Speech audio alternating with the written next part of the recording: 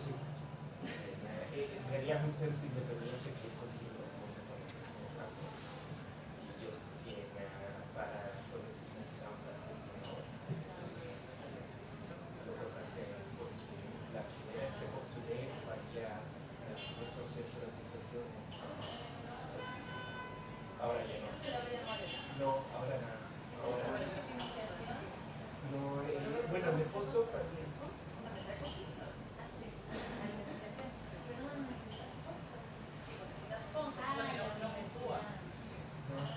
Sí, yo postulé hace 2 años y ahí sí. No, mi esposo. No, ya no. No, son 20% duro, 30% de teoría y 50% del proyecto. 80% plenamente subjetivo. No, bueno, plenamente subjetivo. Ese es el problema.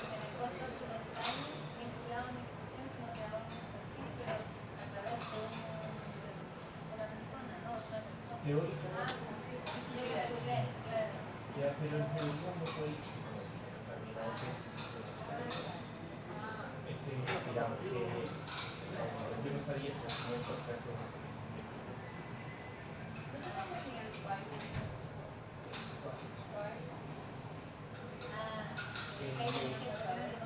el capital, a mí no me conocían. Hi. How are you? Okay. How's everything in People are so much warmer and chilled, aren't they? I'm coming very English, I go, hello. What much to say? It's great, things are very good in Chile. Yes? You happy? Having a lovely time, being well looked after. British life, because the surgeon was followed me. That's good. I should leave, I should sit to Chile more often. That's good.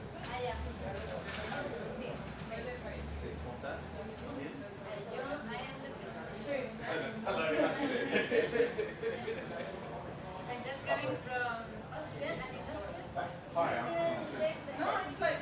No, we were like 2 days in a seminar always together. Like I was already not loving them, and in the end we were all loving each other. And in the end they were like, okay, Bye! y acá yo me sentí mal. Dije, no, pero yo debería haber jugado un mes. Sí, cuando yo Finalmente empiezo yo la me sumé latina. a ellos. Y además para todos había sido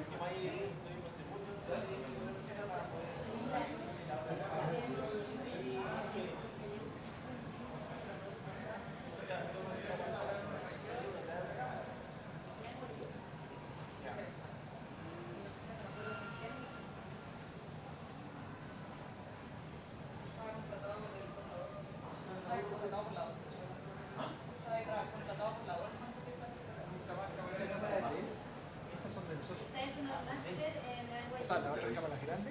Claro, si lo está no, de nosotros. Ah, ya. ¿Sí? Y ahora está todo automático, ¿no? Como la parte plana sí que tiene. Ya. O de diafragma. O sea, no sé si lo tuve ahí manejando con el menú ahí. ¿Sí? Voy a ver si es que le puedo una vez más luminosidad. Pero ya está bien, en todo caso donde llega a donde se cierra la persona. Dale, prueba Juan. Ya.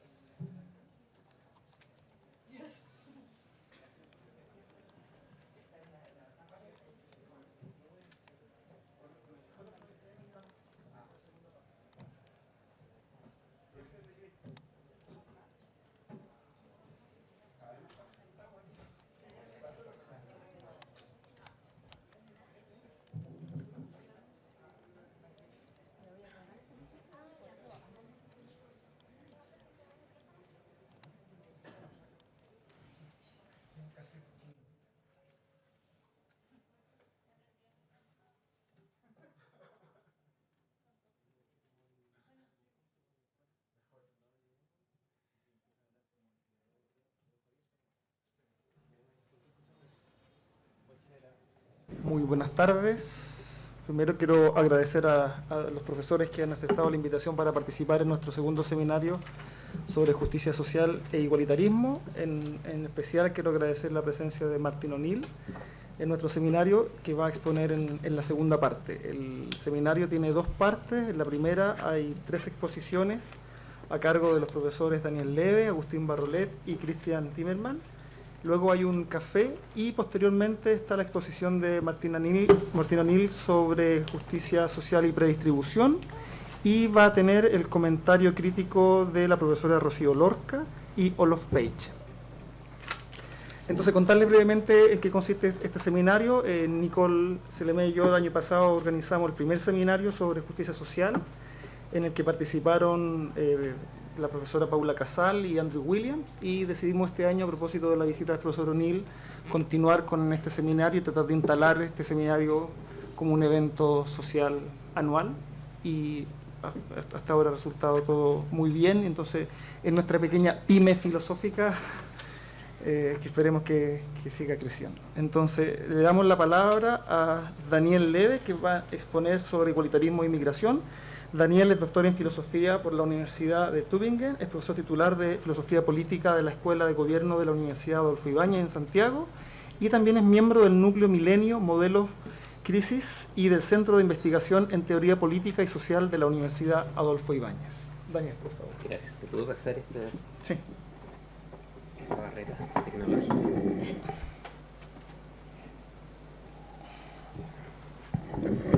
Bien, muchas gracias. Gracias por la invitación y gracias a ustedes. Voy a hablar hoy día acerca de migración y teorías igualitarias, que es uno de los temas a los que me he dedicado. Si cada época tiene sus temas definitorios, sin duda la migración es uno de aquellos hoy en día, ¿no? Esto no se relaciona necesariamente con la cantidad de individuos que cambian su país de residencia. Solo un poco más del 3%, según los datos del 2015, las personas son inmigrantes, de acuerdo a la definición de que son personas que viven en un país diferente al de su nacimiento. Eso no es demasiado. La migración, sin duda, es parte de la historia de la humanidad y el desarrollo de la humanidad. La urgencia política y humanitaria se debe, entre otros, a la existencia de un mundo organizado mediante estados nacionales que reclaman para sí y se reconoce mutuamente un derecho de exclusión de inmigrantes potenciales cualificados solo por la Convención de Refugiados de Ginebra, una convención que, como ustedes saben, rara vez se cumple, ni en el espíritu y en el último tiempo tampoco en la letra. Y a las grandes desigualdades económicas entre países, junto a condiciones que menoscaban la vida en muchas latitudes. Y nada parece indicar que esto sea un escenario temporal. Entre las consecuencias del cambio climático se reconocen enormes flujos de desplazados e inmigrantes que serán siendo causa de presión en el orden internacional. Al nivel de la discusión filosófico-política, la actualidad del tema no solo se debe a la urgencia que el fenómeno impone, sino también y sobre todo a la tensión que se genera entre el foco estadocéntrico que caracteriza las teorías de justicia dominantes y sus propios presupuestos normativos que parecen implicar, en algunos casos, una ampliación del foco de aplicación de las exigencias de justicia más allá de las fronteras políticas. En esta presentación me voy a referir y evaluar argumentos a favor de la inmigración que recurren en su argumentación a las exigencias normativas de la justicia distributiva. En lo que sigue, al referirme a justicia, me estaré refiriendo a justicia distributiva. En mi opinión, este tipo de estructuras argumentativas tienen un alcance menor y subsidiario, aunque importante. Fronteras cumplen una doble función, cumplen muchas, pero para lo que me interesa cumplen una doble función. Por una parte concentran combinaciones de oportunidades en ciertas circunscripciones, por otra parte niegan o condicionan el acceso a estas oportunidades a todos aquellos que están fuera. De este modo, ellas distinguen entre todos aquellos que tienen acceso a estas oportunidades y aquellos que no. Las oportunidades pueden ser conceptualizadas de modos diversos: libertades, capacidades, bienes primarios, recursos, oportunidades para alcanzar bienestar, etc. En lo que sigue, utilizaré una definición acotada pero aún indeterminada de oportunidades. Oportunidades son bienes materiales relevantes para poder perseguir un plan de vida y que pueden ser objeto de una política distributiva. Teorías igualitarias distributivas suelen distinguir entre las desigualdades en oportunidades dentro de una circunscripción y las desigualdades en oportunidades entre circunscripciones. Al hacerlo, distinguen normativamente entre las oportunidades a las que deben poder acceder los miembros de diferentes circunscripciones, ya que, como es conocido en nuestro mundo, las oportunidades distribuidas en circunscripciones delimitadas por fronteras varían de un modo extremo, varían también las oportunidades de los individuos para lograr lo que aspiran en la vida. La relación entre igualdad e migración se puede conceptualizar de modos diferentes. Por una parte, se puede considerar que lo moralmente errado, al afirmar la doble función de las fronteras, es la segunda premisa, que las fronteras excluyen de las oportunidades que circunscriben a todos aquellos que están fuera. Por otra parte, se puede considerar que lo errado en la afirmación mencionada yace en la primera, las diferencias en oportunidades que se dan en las distintas circunscripciones. En el primer caso, se puede argumentar a favor de la migración en vista de un argumento de libertad. Esta es la posición que yo defiendo, pero no lo voy a hacer acá. Como resulta evidente, este tipo de argumentos no depende de ninguna consideración ni comparación de las oportunidades que las fronteras circunscriben. Para notarlo, basta imaginarse un mundo en el cual todas las circunscripciones concentran el mismo número y tipo de oportunidades. En este mundo, el argumento a favor de la migración basada en la libertad de los individuos para cruzar fronteras seguiría siendo válido en caso de ser correcto. En el segundo caso, la aspiración normativa es que los conjuntos de oportunidades circunscritos por las fronteras cumplan con alguna función de igualdad, ya sea absoluta o relativa. En este caso, el argumento a favor de la migración es derivativo de las oportunidades que circunscriben las fronteras. Dicho de otro modo, la migración es legítima solo en la medida en que ayuda a incrementar las oportunidades a las que pueden tener acceso los individuos, de modo tal que se cumpla la función igualitaria. En esta presentación me voy a enfocar en argumentos que hacen depender la legitimidad de la migración en consideraciones acerca del tipo y número de oportunidades que circunscriben las fronteras. Para esto voy a proceder en 3 pasos. Primero voy a mencionar de un modo muy escueto 4 tipos de argumentos que relacionan la justicia distributiva global con la inmigración. Luego examinaré si la migración avanza a los fines de la justicia distributiva global. Finalmente me voy a referir a los límites de este enfoque. Primero, por referencia a la justicia distributiva en el caso de la migración, se pone en cuestión el primer papel de las fronteras: circunscribir conjuntos de oportunidades. El imperativo moral y político que se desprende es que las combinaciones de oportunidades de los diferentes conjuntos deben ser consideradas desde alguna perspectiva normativa. Desde esta perspectiva, el que los miembros de una sociedad dispongan de oportunidades reducidas o de poco valor es moralmente problemático. La institucionalización de la premisa cosmopolita, de acuerdo a la cual nadie debe ser sistemáticamente desaventajado por contingencias como la ciudadanía o la nación de origen, implica, antes que nada, medidas de justicia distributiva de alcance global que aseguren una cierta cantidad y calidad en la oportunidad de las diferentes sociedades. El derecho a emigrar es aquí subsidiario. Es decir, la inmigración solo es legítima en tanto avance el fin de la justicia distributiva global, que los individuos tengan acceso a una cierta pluralidad y calidad de opciones. Esta posición se basa en 2 premisas. Primero, hay obligaciones de justicia distributiva global, Y segundo, la inmigración es un mecanismo que puede avanzar los fines de la justicia distributiva global. A continuación voy a examinar los argumentos en los cuales se sustentan estas premisas. Los argumentos a favor de una obligación de justicia global más populares en la actualidad siguen la estructura de las teorías igualitarias. Las obligaciones de justicia distributiva global se basarían en que la arbitrariedad de nacer en una sociedad particular no puede implicar diferencias en oportunidades y por consiguiente en expectativas de vida tan grandes como las que caracterizan a nuestro mundo. Una vez que a un nivel fundamental aceptamos la premisa de la igualdad de los seres humanos, todos deberían tener acceso a un conjunto similar o al menos decente de oportunidades. Los principios de justicia distributiva global están llamados a mitigar, directamente o en forma subsidiaria, estas consecuencias del azar del nacimiento. Este tipo de argumentos se han desarrollado extensiva e intensivamente por referencia a la teoría de justicia de Rawls, como es conocido. Rawls, como se sabe, reduce la aplicación de principios de justicia a sociedades políticamente organizadas. Utilizando sus conceptos, la suya sería una teoría de justicia social, es decir, una teoría acerca de la justicia de las instituciones sociales más importantes. Sin embargo, como autores cosmopolitas han argumentado, esta restricción del foco de la justicia no se condeciría con la premisa igualitaria en base a la cual Rawls construye su teoría. De acuerdo a esta intuición, hay factores por los que no podemos ser considerados como responsables. Nadie merece su lugar económico o social inicial, sus talentos naturales, etc. Rawls incluye, eso lo podemos dejar. Y si no merecemos estos factores, entonces tampoco podemos razonablemente cargar con las desventajas que producen. Principios de justicia están entonces llamados a corregir o neutralizar o mitigar estos resultados. Como muchos autores han señalado, en esta ecuación habría que incluir otros factores arbitrarios por los que nadie puede ser considerado como responsable y que influencian de un modo casi determinante lo que podemos lograr en la vida. Estoy parafraseando a Rawls. Dentro de estos factores, la ciudadanía y el origen nacional ocupan un lugar central. Aunque en sentido estricto nadie los merece, van a la par de expectativas de vida radicalmente distintas. En esta línea argumentativa afirma Joseph Carnes, por ejemplo, que el estatuto de la ciudadanía en las democracias liberales occidentales es el equivalente moderno del privilegio feudal, un estatus heredado que amplía nuestras oportunidades en la vida. Si esto es así, entonces los principios de justicia debiesen neutralizar estos factores, y un modo de hacerlo sería el reconocimiento de un derecho humano a emigrar. Mediante este derecho, los individuos se asegurarían la posibilidad de poder acceder a otras sociedades para llevar a cabo su plan de vida.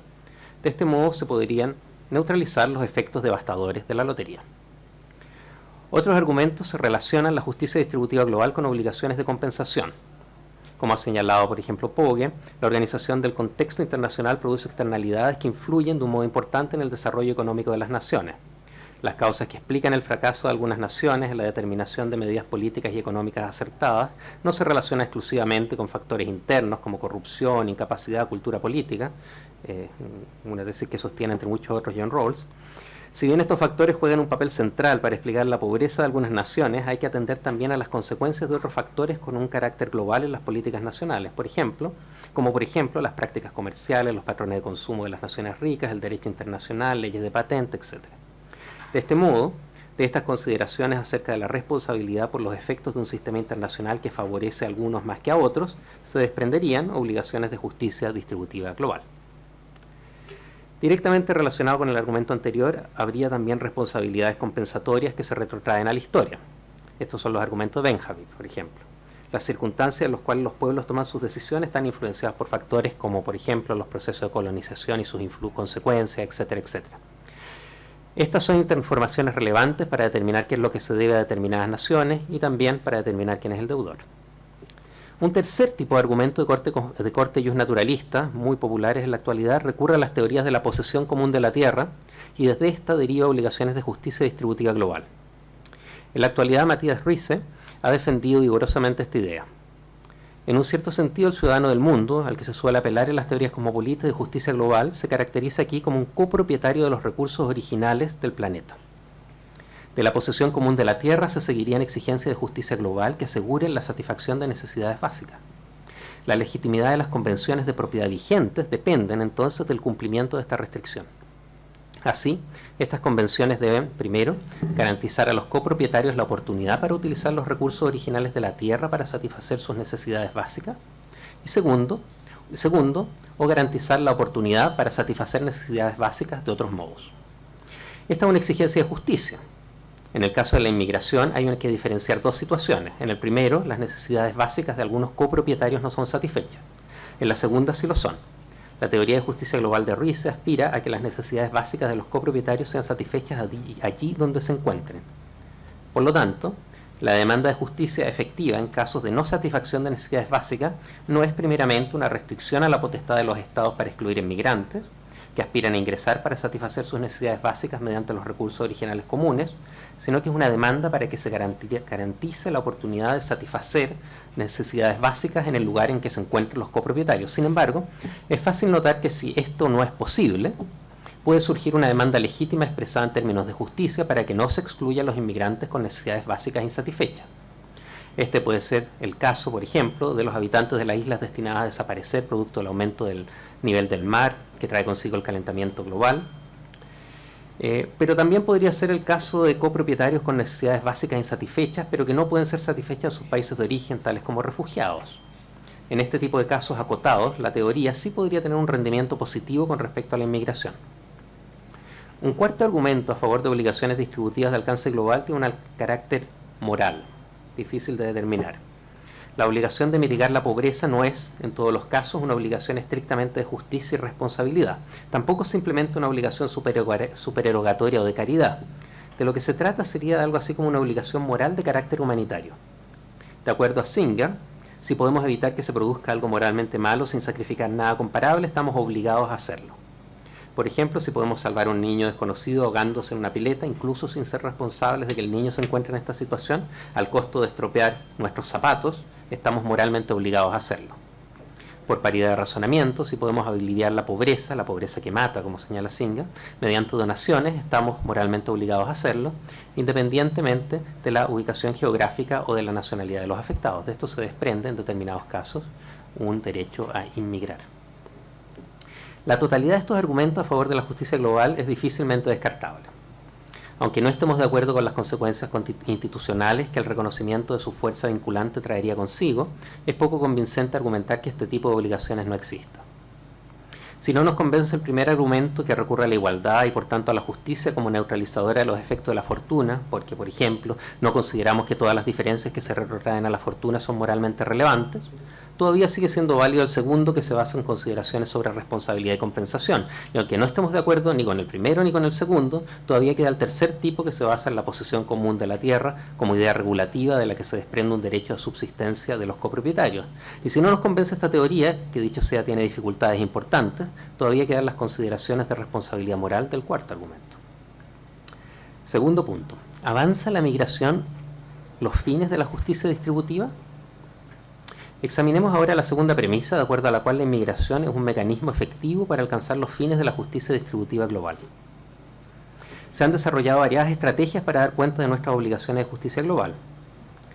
Entre otras, podemos mencionar la implementación de un sistema impositivo global sobre transferencias, un sistema global de dividendos sobre recursos, transferencias directas de ayuda tanto material como tecnológica, promoción de ciertos derechos humanos y capacidades, empoderar a las mujeres, etc.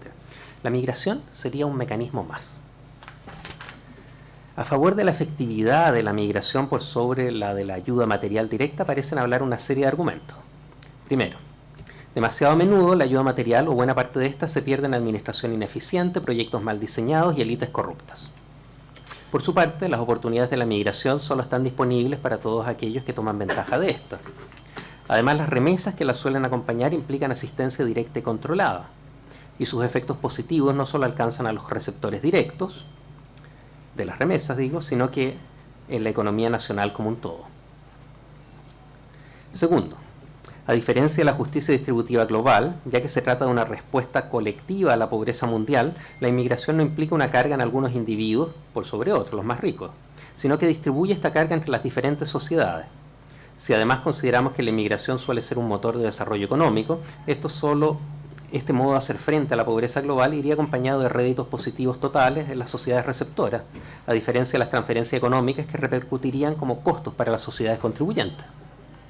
Tercero, esta posición sería más consistente con el liberalismo, por cuanto sería la expansión de la libertad, mediante el reconocimiento de la libertad de inmigrar, y el reconocimiento de la responsabilidad individual de los inmigrantes, ¿se entiende?, lo que llevaría a disminuir las desigualdades materiales y no algún tipo de asistencialismo. Por otra parte, se han desarrollado argumentos convincentes contra la migración como mecanismo para disminuir la pobreza en el mundo. Primero, Como Poggi ha señalado, la migración no resolverá el problema de la pobreza global. Esto se debería a que el número de personas necesitadas en el mundo, que él estima en al menos 1.300 millones, excede vastamente el número de inmigrantes que los países afluentes podrían admitir. Segundo, migración a países ricos no es algo que beneficie directamente a los peor situados en las sociedades de origen. Esto lo podemos considerar desde dos perspectivas. Desde la perspectiva de la nación receptora, desde el momento en que se debe limitar la cantidad de inmigrantes que ingresa, y en tanto la selección no sea completamente aleatoria, se tenderá a privilegiar a todos aquellos individuos que pueden resultar beneficiosos para el funcionamiento de la economía nacional. Pero todos aquellos que pueden ofrecer las habilidades solicitadas no son usualmente los peor situados en las sociedades de origen. Por su parte, desde la perspectiva de la nación de origen, los más dispuestos y capaces para migrar no son usualmente los más pobres. El proceso de migración requiere de una serie de precondiciones de tipo económico, cultural, etc., pero también se ve facilitada por la existencia de redes familiares y comunales. Pero los peor situados en la sociedad de origen usualmente no tienen acceso a los recursos que exige la inmigración. Tercero, directamente relacionado con lo anterior, los que debido a los procesos migratorios abandonarán la sociedad en busca de mejor fortuna, son aquellos que tienen algunas de las capacidades y habilidades más necesitadas en los países de origen, lo que perjudica a la sociedad de origen disminuyendo las probabilidades de que supere la pobreza, fuga de cerebros. Este argumento tiene cierta debilidad. Si la óptica normativa es individual, es una razón débil frente al inmigrante potencial capacitado. Además, el que los más necesitados para superar la pobreza emigren no implica que ellos tengan alguna oportunidad de aplicar sus capacidades en la nación de origen. Pero si el foco del interés es la pobreza mundial, y el criterio normativo prevalente es su eliminación, entonces este argumento adquiere cierta fuerza. Tercer punto y último. Límites de la justicia distributiva en el caso de la inmigración. Si la motivación es la superación de la pobreza global, es decir, algún tipo de nivelación de las oportunidades disponibles en las diferentes sociedades, la perspectiva de la justicia distributiva global tiene mucho a su favor. Sin embargo, algunas consideraciones son necesarias. Primero, incluso si aceptamos que las fronteras abiertas no avanzan los fines de la justicia distributiva global, al menos del modo en que otras políticas sí podrían hacerlo, se debiese estar dispuesto a aceptar inmigrantes toda vez que no sea posible mejorar su posición mediante otros mecanismos de justicia distributiva global, como transferencias de recursos y tecnología, ayuda al desarrollo, etc. El caso más evidente es el de los refugiados, un caso que también se extiende a los de tipo económico. Sin embargo, podemos ir mucho más allá. En muchos casos, los mecanismos de justicia distributiva global, aun si son exitosos, requieren de mucho tiempo para ser efectivos. Por otro lado, la urgencia de la necesidad es imperiosa. Lo que se pierde hoy debido a la pobreza, oportunidades de educación, salud, esperanza de vida, etc., no se obtienen en el futuro cuando los mecanismos de la justicia distributiva global sean efectivos.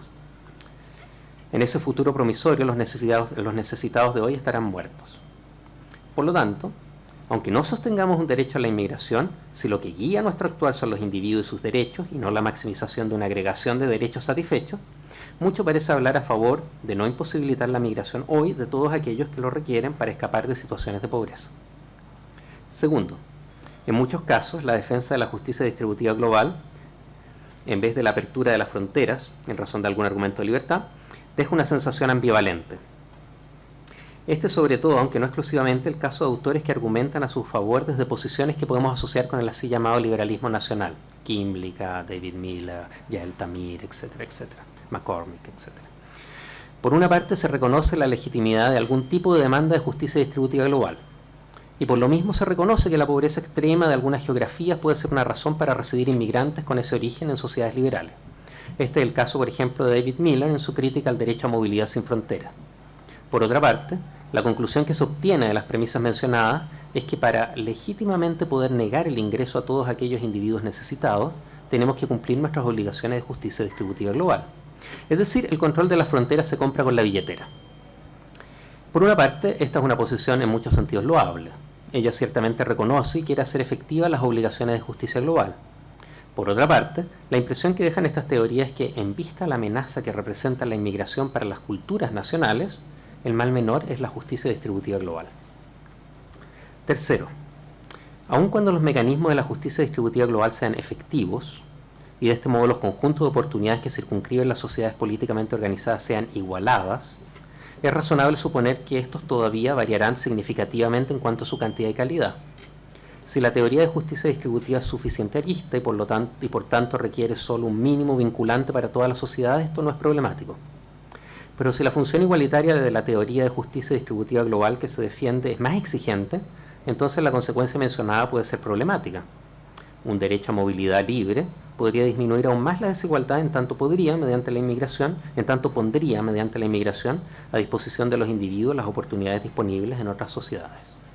Muchas gracias.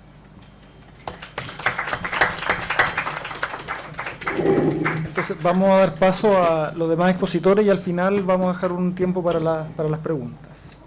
Entonces ahora toca la exposición de Agustín Barrolet, que se titula ¿Se puede predistribuir la educación superior? Agustín es abogado y máster en Derecho en la Universidad de Chile, tiene un máster en Derecho en la Universidad de Stanford y es doctor en Ciencias del Derecho por la Universidad de Georgetown.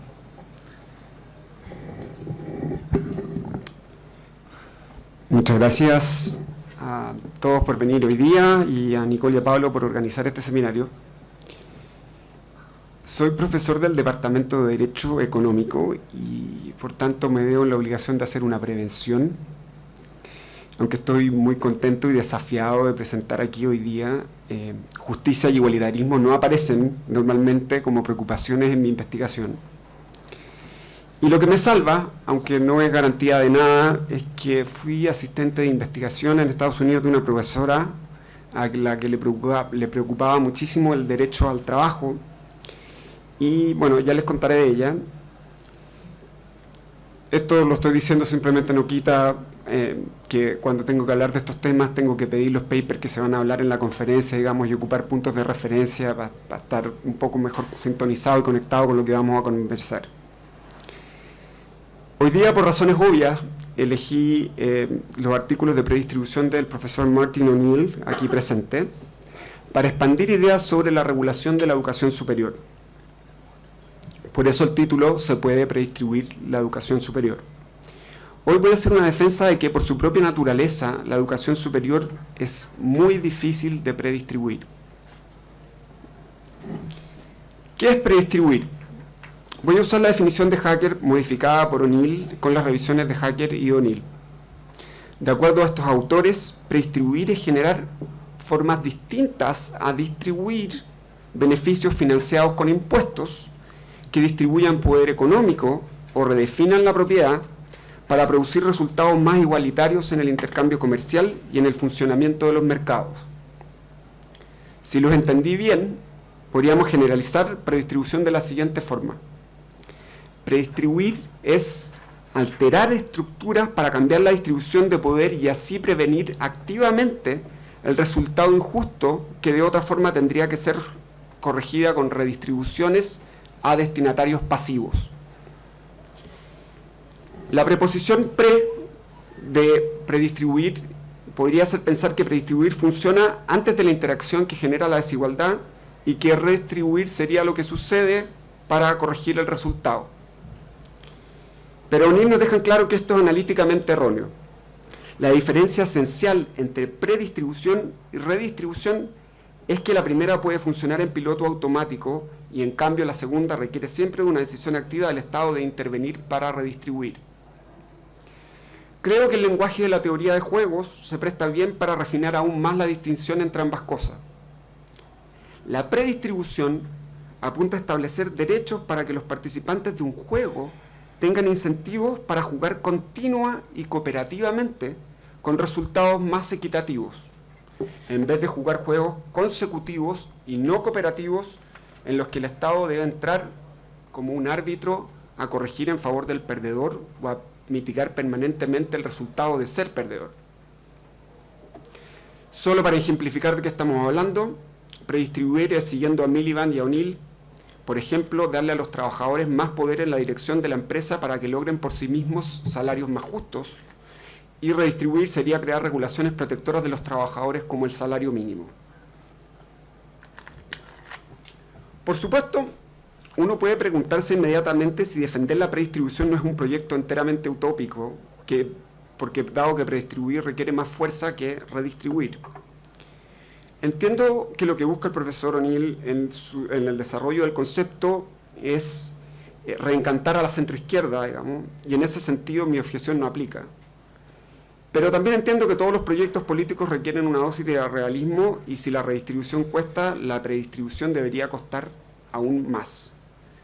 Digo esto porque, pónganse ustedes en el rol de un empresario, digamos, nunca va a mirar bien que se trate de diluir funcionalmente la separación entre propiedad y trabajo, digamos.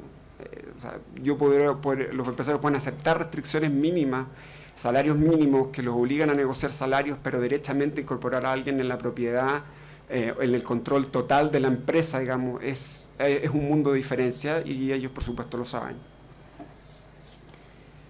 Me pidieron en esta presentación que no reaccionara al trabajo del profesor O'Neill directamente, porque eso viene en el próximo panel. Así que paro aquí con el concepto de la predistribución, pero tengo que hacer notar que la preocupación del profesor O'Neill se parece muchísimo a la preocupación que tenía la profesora americana para la que trabajé. Ya les dije que es gracias a ella que tengo algo, digamos, algo en común que conversar con ustedes. Y voy a desviarme unos minutos para explicar por qué. Esta profesora, a la que me refiero, investigaba sobre el derecho al trabajo y su tesis era que se necesitaba una reforma estructural del trabajo para que los más desaventajados no terminaran con los trabajos que nadie quería. Según ella, los trabajos que el Estado normalmente proveía a través de redistribución no otorgaban ciudadanía, ni pertenencia, ni autorrespeto, ni reconocimiento. Tampoco ayudaban al florecimiento humano, no sé si estaré traduciendo bien human flourishing. En verdad, digamos, los trabajos que redistribuía el Estado no proveían de ninguno de los atributos que ustedes deben saber mejor que yo debemos aspirar a desarrollar en una sociedad justa. Para mi profesora, los trabajos de emergencia, los trabajos subsidiados, los programas de empleo y todas estas similares políticas deslavadas, digamos, actuaban tarde y mal porque no cambiaban a los pobres de trayectoria de ingreso y por tanto no terminaban de solucionar la desigualdad social de la que eran más bien una manifestación. Pero aún ella argumentaba, y siempre me pareció que tenía razón, que muchas de estas políticas tenían el riesgo de perpetuar la desigualdad cuando se institucionalizaban y se convertían en prerequisitos de otras políticas abiertamente distributivas. Esto habría sucedido, por ejemplo, cuando la derecha europea empezó a condicionar la entrega de beneficios sociales a que las personas estuvieran activamente buscando trabajo, lo que convirtió las políticas de welfare en políticas de workfare. Aunque mi profesora nunca lo puso en esos términos, creo que lo que ella quería hacer era predistribuir el trabajo a través de atacar la estructura de especialización del trabajo. Ella creía que se debía reformar la estructura del trabajo horizontalmente para que todos pudieran tener lo que ella denominaba un trabajo digno. En la propuesta con la que me contactó, ella quería reorganizar todos los trabajos, oficios, puestos, profesiones de forma tal que a todos les tocaran trabajos con buenas combinaciones de aspectos coercitivos, juguetones, dignificadores y emancipantes del trabajo. Entre paréntesis, como buena profesora americana liberal influida por ética protestante, mi profesora nunca proponía abiertamente redistribución de propiedad, ni tampoco abiertamente colectivización de los derechos de propiedad, sino que más bien que todos tuvieran la posibilidad de tener un trabajo digno que les diera pertenencia. Por supuesto, ella siempre estuvo consciente de que esta propuesta era tremendamente utópica, digamos, pero era un proyecto que buscaba inspirar, generar cambios y había bastante literatura que dialogaba con ella en este sentido. Hice énfasis que este era el proyecto con el que mi profesora tenía, porque cambió después de muchas interacciones que tuvimos conversando sobre el tema. Y logré convencerla de que era un mejor proyecto tratar de predistribuir o de atacar la estructura de una parte del problema que le preocupaba. En efecto, la convencí de que abandonara la predistribución de todos los trabajos, especialmente los buenos trabajos, y que se enfocara solamente en los malos trabajos, en lo que se denomina bad work. Y en perspectiva, el problema del proyecto de mi profesora era que ignoraba dos cualidades esenciales del trabajo que hacían su predistribución a todo nivel muy difícil. Primero, que el trabajo tiene una alta especialización funcional que produce grandes excedentes para la economía. Y dos, que el trabajo considerado como un bien produce utilidades subjetivas que son muy difíciles de comparar entre individuos. En efecto, ya trabajando juntos, lo primero que hice fue mostrarle que acabar con la especialización funcional que caracteriza al trabajo podía tener costos inaceptables para los que no podían trabajar y que tenían que vivir de la redistribución tradicional. Le hice ver que si deshacíamos la especialización funcional del trabajo y generábamos menos excedentes, tendríamos menos de dónde extraer para redistribuirlo a esos cuerpos no aptos para el trabajo que requieren vivir de la redistribución como tradicionalmente la conceptuamos. También la convencí, aunque esto me tomó más tiempo, que era metodológicamente imposible diseñar trabajos para predistribuirlos de forma tal que produjeran similar utilidad o satisfacción para todos. Le objeté que algunas personas iban a ser más felices con trabajos metódicos y encapsulados que les dieran más tiempo libre, y que otras personas iban a ser felices con trabajos de tales dimensiones que capturaran todos los aspectos de su vida. Le dije que aunque era posible asociar más cargas a trabajos que aparecían hoy día como muy deseables, por ejemplo, prohibiendo ciertas profesiones como la de empleada doméstica o asignando responsabilidades extras a ciertas profesiones para cambiar las expectativas que los individuos tenían respecto a estas profesiones, no se podía predistribuir la vocación y por lo tanto de alguna manera se iba a producir igualmente un descalce entre las personas y los trabajos predistribuidos. Entre paréntesis, nuevamente, aunque esta objeción, la última que le hice, nunca fue muy definitiva, en lo que estuvimos de acuerdo era en que existían trabajos que eran objetivamente deplorables y que no iban a desaparecer y de los que había que hacerse cargo cuando pagaran sueldos muy bajos. La presunción era que cuando estaban pagando sueldos muy bajos y eran así deplorables, la gente no había podido elegirlo. Y la solución fue predistribuirlos como si fuera el servicio militar, tratar de distribuir las cargas de estos trabajos basado en algún principio de reciprocidad, digamos, entre muchas personas, aunque generara algo de ineficiencia social. Y la idea con esto era evitar que el Estado se los embutiera, digamos, a los más desfavorecidos y mejorar aspectos de reconocimiento envueltos en estos trabajos que eran tan deplorables. En la visión romántica de las políticas que tendrían que surgir de lo que esperábamos fuera este trabajo, el neurocirujano, de alguna manera, que alguna vez le tocó limpiar la calle, le sonreiría al inmigrante que viera haciéndolo. Esa era un poco una levantada de sombrero, al menos. He gastado este tiempo describiendo esta investigación con mi profesora porque creo que ella misma representaba un prototipo de personas de izquierda que creen que todas las dinámicas que generan desigualdades vienen predeterminadas por el poder de la estructura y que en consecuencia, cambiando la estructura, se pueden eliminar estas dinámicas y en consecuencia la desigualdad que generan. El problema de esta aproximación es que ignora las cualidades básicas de lo que se pretende predistribuir. En el caso de mi profesora, ella creía, en una clave quizás demasiado marxista para mi gusto, que era la organización capitalista del trabajo la que había producido la especialización funcional, que había creado trabajos espectaculares y otros trabajos totalmente mecánicos y desagradables que inevitablemente terminaban en los más desaventajados. Para ella, los malos trabajos existían porque el capitalismo dejaba a personas en nivel de subsistencia que por necesidad se veían obligados a trabajar en esos trabajos. Su razonamiento era que con mejores distribuciones de ingresos y con mayor educación estos trabajos desagradables que requerían de poca educación habrían desaparecido. Y mi objeción ante este argumento fue que la división del trabajo había existido siempre y donde habían existido órdenes sociales jerárquicos, los peores trabajos siempre habían ido a los grupos más desaventajados. Las cloacas, le dije, existen desde que tenemos ciudades y porque tenemos ciudades, no por el capitalismo. Y si antes le tocaba limpiar a los esclavos porque el criterio ordenador de la jerarquía social venía dado por el poder de hacer la guerra.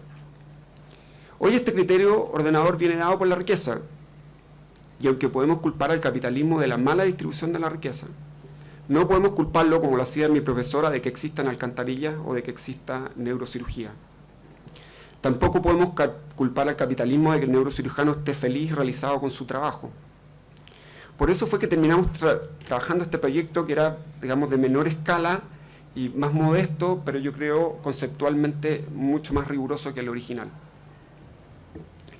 Y me he dado esta vuelta, espero hayan adivinado, porque creo que la educación superior sufre de problemas similares al trabajo que hacen muy difícil predistribuirla.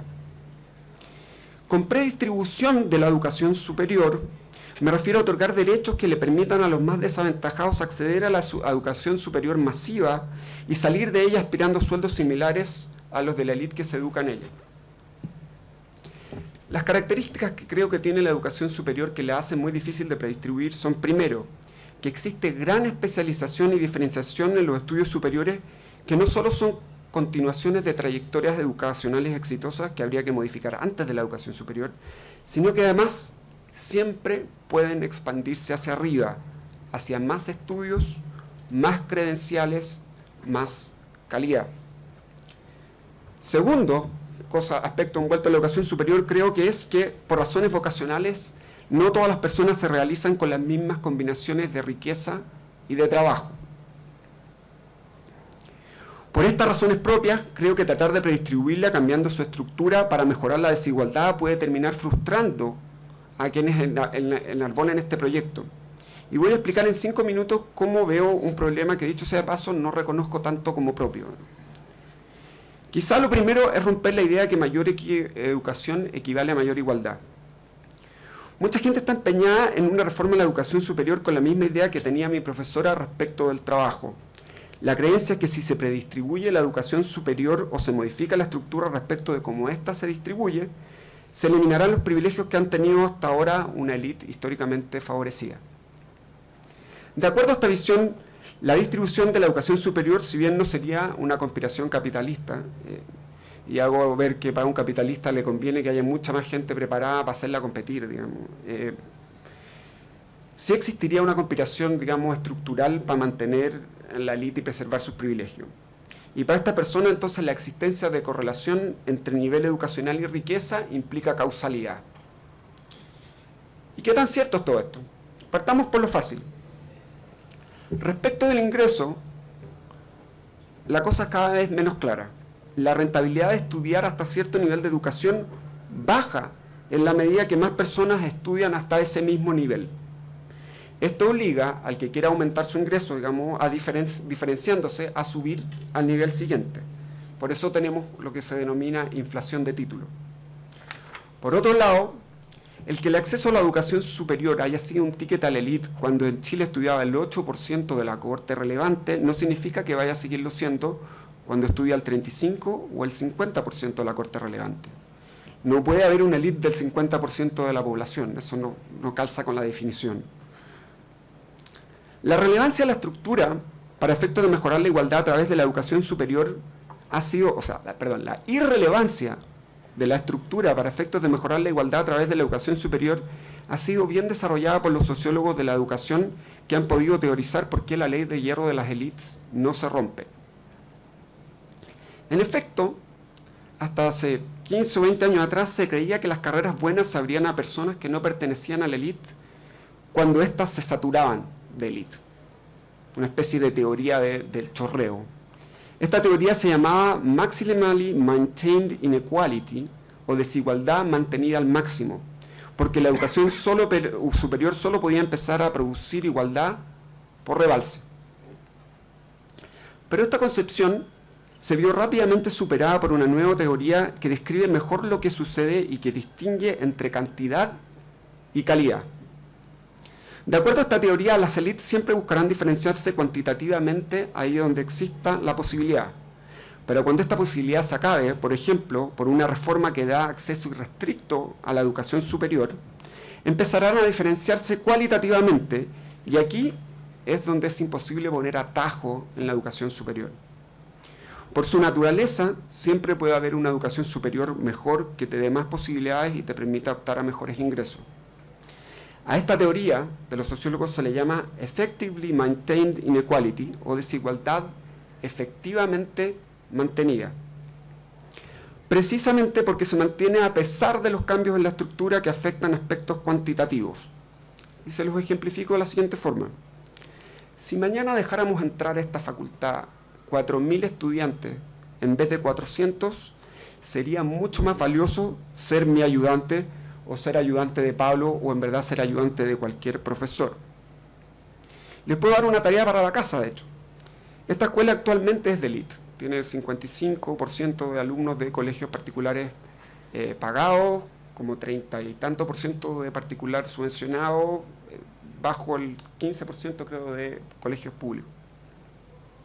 Pídanle a la dirección de escuela la lista de los ayudantes oficiales con los datos de su origen escolar, que ya sabemos que determinan Chile. Y yo les apuesto a que les va a dar una proporción mucho más alta de alumnos de colegio particular que lo que les da la matrícula general de nuestra facultad. Esta es una manifestación de la desigualdad efectivamente mantenida. En la universidad, en sistemas universitarios en que, aquí hago un paréntesis, en que se ha abierto el sistema de acceso a la educación superior masivamente, lo que pasa es que la diferencia la empiezan a hacer redes informales adentro de las universidades. Son 4.000 alumnos en pregrado, pero en verdad destacan los 15 o 20 que son los ayudantes del ayudante de un profesor que está a la cabeza de una pirámide, digamos, de 800 alumnos de un curso de primer año. Muy rápido dije que habían dos aspectos de la educación superior por la cual era muy difícil predistribuirla. Acuérdense que predistribuir es hacer no una transferencia de educación superior, eso no se puede, sino que poner condiciones de manera tal que grupos desaventajados puedan a través de la educación superior, digamos, lograr mejores ingresos, lograr un sistema más igualitario. El tema de vocaciones. Por mucho que en Chile, en países como Chile, existe una fuerte correlación entre nivel de estudios y altos ingresos, las vocaciones difieren y por tanto los beneficios de la educación superior en el margen también. Dicho de otra forma, para la mayoría de las personas sobre cierto nivel de ingreso, el ingreso mismo pasa a un segundo plano en términos de lo que las personas buscan al momento de ingresar a la educación superior. Y bueno, este aspecto de la educación superior no es muy compatible con predistribuirla, con hacer una predistribución que busque sustancialmente igualar ingresos, porque dicha reforma tendría que cambiar aspectos sustanciales de las carreras, digamos, de cómo estructuramos la educación superior, que solamente están destinados a satisfacer la vocación y no a generar ingresos. Y si creen que estoy hablando de algo muy abstracto, la idea, digamos, es que quizás habría que sacar filosofía y agregar contabilidad, porque si bien filosofía puede ser tremendamente útil, estadísticamente hay menos gente que puede aprovecharla realmente, digamos, en su vida para generar ingresos versus la gente que podría beneficiarse, por ejemplo, sabiendo de algo tan pedestre como contabilidad. Quiero terminar, para no ser un aguafiestas, diciendo que, al igual que en el caso del trabajo, y de este trabajo que hice con esta profesora americana, creo que existen bastantes aspectos de la educación superior en que quizás valdría la pena tratar de predistribuir. Creo que tenemos un buen caso para distribuir políticas de educación superior en favor de aquellos que están o entrarán a carreras que proyectan niveles de ingreso tales que hacen sospechar que no tuvieron alternativa y que sus elecciones no son el resultado de su vocación. Desconozco cómo se ve esto exactamente en la práctica. Por supuesto, si fuera tan fácil como restringir cupos o diseñar carreras distintas o crear centros de formación técnica estatales, ya estaríamos camino a resolver este problema. Sospecho que la predistribución, en este caso, tendría que ir asociada a reservar ciertos espacios a la creación de pequeños monopolios que hagan ciertas carreras técnicas complementarias a otras que son más rentables y con acciones positivas que permitan a personas ir saltando del mundo técnico al mundo profesional, al mundo universitario. De alguna manera hay que construir en la estructura de cómo se desarrollan estas carreras profesionales una posibilidad más amplia para todos desde más abajo. Si alguno de ustedes tiene ideas y quiere investigar sobre el tema, yo encantado conversemos después de este seminario. Muchas gracias. Muchas gracias, Agustín.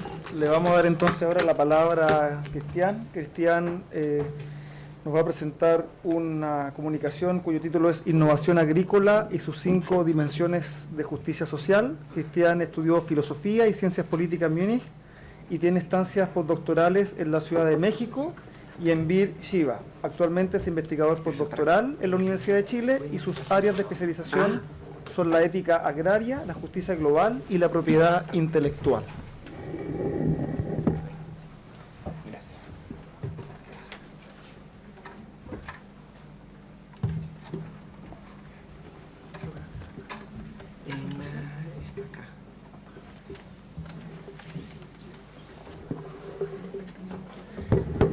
creo que me voy a demorar menos porque, como es la fase de comienzo, no tengo un paper elaborado ni nada. Y igual estamos medio tarde, así que mejor.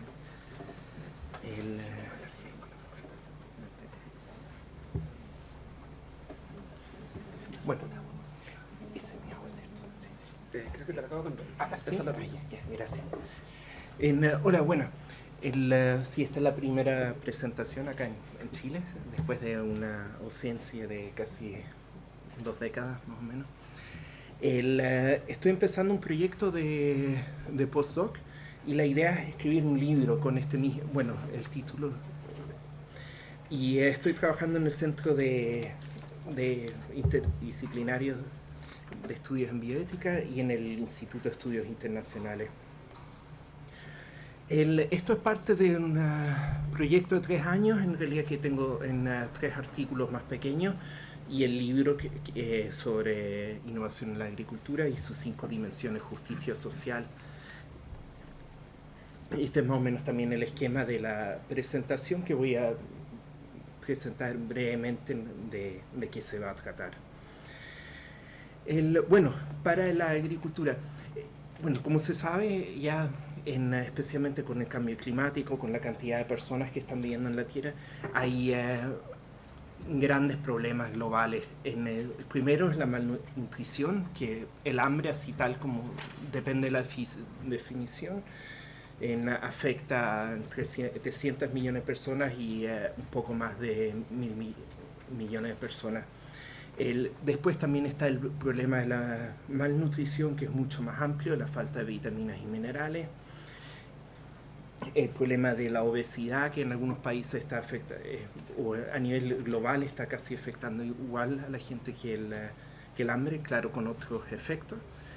Y esto trae una serie de problemas, especialmente cuando es dado a niños. Son daños irreparables, cualquier daño que desde hasta los 2 años lleva un desarrollo insuficiente del cerebro y también del cuerpo.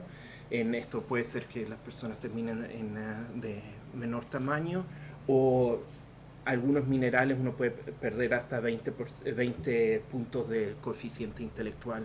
Así que es un efecto bastante grande para las personas y sociedades enteras, porque no es solamente de que haya un enfermo en la familia, el resto tiene que cuidarlo, especialmente con casos de ceguera. Después está la contaminación de agricultura por el uso de insumos, el uso de recursos limitados, que especialmente que se van desgastando y ya no pueden ser renovables, y el deterioro de suelo. ¿Y por qué esto es un problema de la justicia social? En el momento uno va en realidad con ciencia como la solución. Esto lo dice la gente ya sea de biotecnología o también de la agroecología. Necesitamos más investigación y eso va a solucionar los problemas.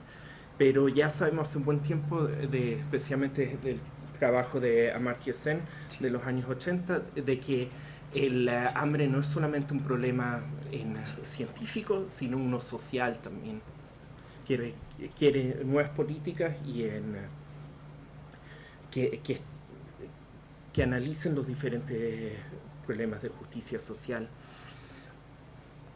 Entonces, tenemos el problema de qué tipo de incentivos ocupamos en la ciencia. Por parte, la biotecnología percibe en realidad como necesaria todo lo que es tecnología de vanguardia, y esta normalmente es patentable. Y esta es la que se lleva depende del país, hasta 95% de los fondos estatales, de los privados casi completa. Y después está la agricultura orgánica, especialmente la agroecología, que toma una interpretación mucho más amplia de lo que es la ciencia. Se basa en la idea de sistematicidad, de que tiene que ser un análisis en cierto sistema y observaciones por un tiempo. Y esto también incorporan ciertos conocimientos tradicionales, la innovación que es incremental, que va de paso a paso, de cómo van cambiando las cosas de año. Y esta innovación generalmente no es patentable.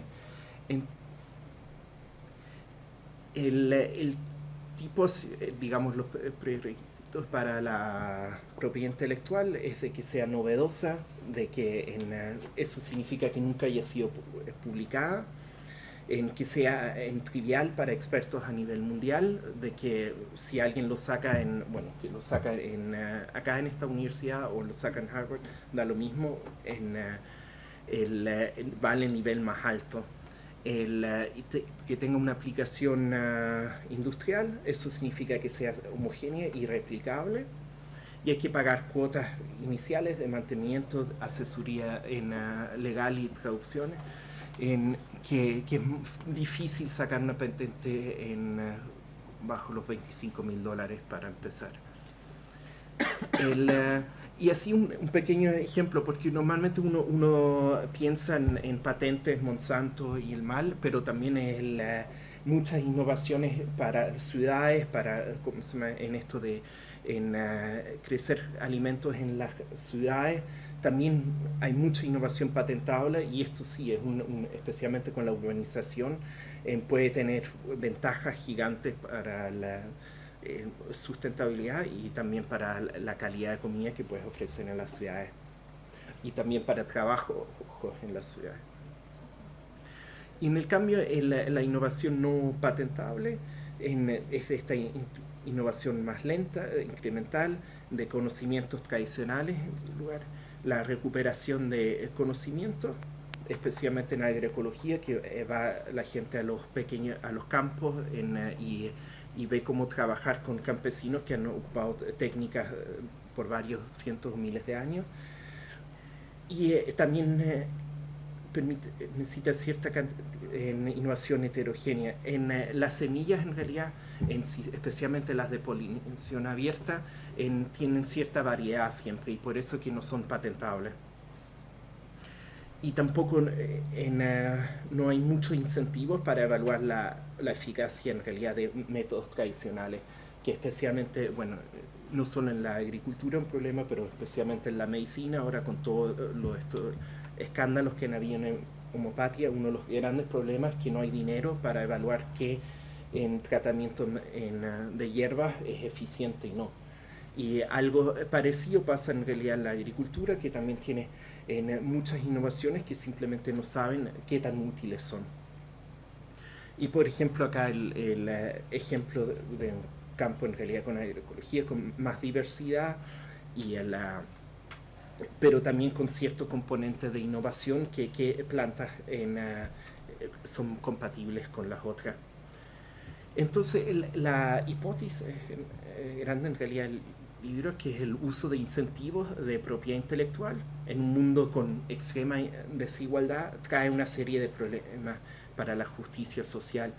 Y el marco que ocupo en esta investigación por los próximos 2-3 años va a ser en 5 categorías, que es la justicia distributiva, la conmutativa o de transacciones justas, la contributiva, la restaurativa y la intergeneracional. Y ahora rápidamente unos ejemplos. Por ejemplo, voy a discutir la justicia distributiva como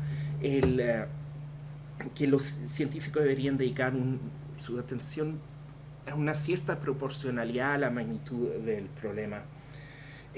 Uno de los problemas grandes hoy en día, que hay más dinero en plantas como ornamentales.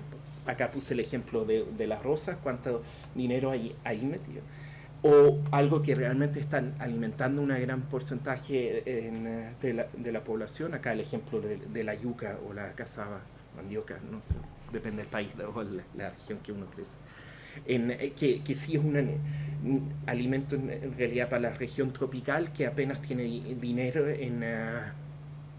y no es algo que las grandes semilleras estén interesadas de desarrollar como producto, porque el consumidor y los lugares donde apenas tienen poder adquisitivo. El caso de las rosas es completamente distinto. Pero sí, para el lado de justicia social, que alguien tenga que dedicar su atención a un grupo determinado es bastante complicado. Hay algunos, por un lado, libertarios que dirían no para nada. En el casos más extremos en las corrientes marxistas de que quien de acuerdo a sus capacidades y quien con sus necesidades, e incluso más extremos en realidad hay posiciones como de Paul Gomberg que dice que incluso hay que desarrollar las capacidades para poder ayudar a los otros. Así que tengo que identificar una posición entre este espectro bastante ancho en donde posicionarme. El segundo es la justicia conmutativa de transacciones justas, que es básicamente el movimiento de comercio justo o tenemos el caso en realidad como por ejemplo en México con la diversidad de maíz, cuánto se le debe a la sociedad que trajo esta diversidad y cuánto porcentaje es el que reciben las que venden las últimas versiones de alto rendimiento.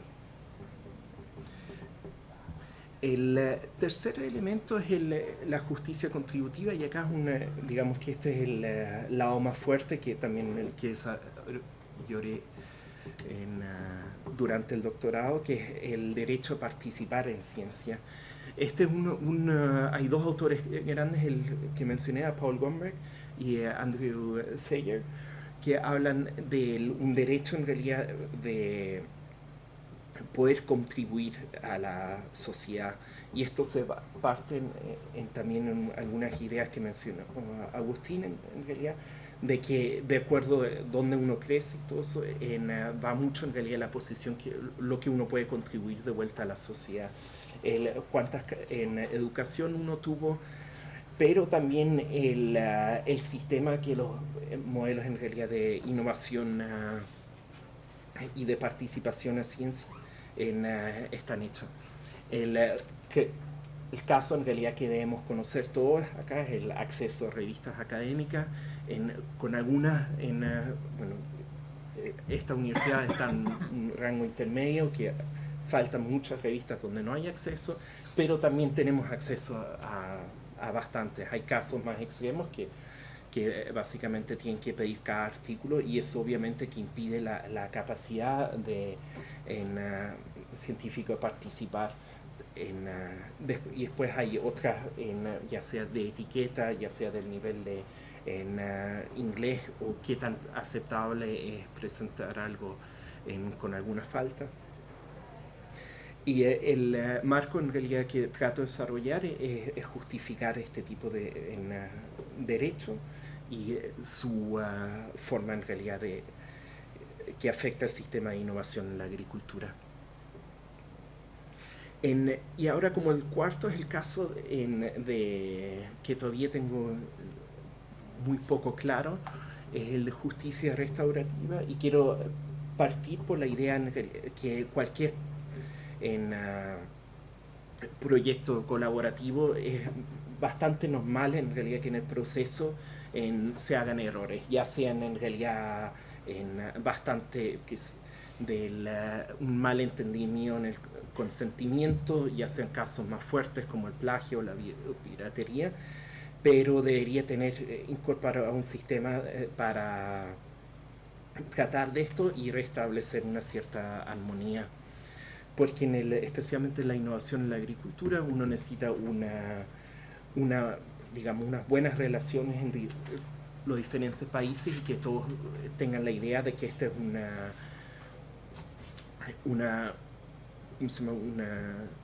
proyecto colaborativo que le conviene a todos, porque se necesita en realidad para el control de plagas o el intercambio de datos y muestras, en que cada uno piense que sea un sistema junto. Puse acá una pequeña foto en realidad no sé cómo, de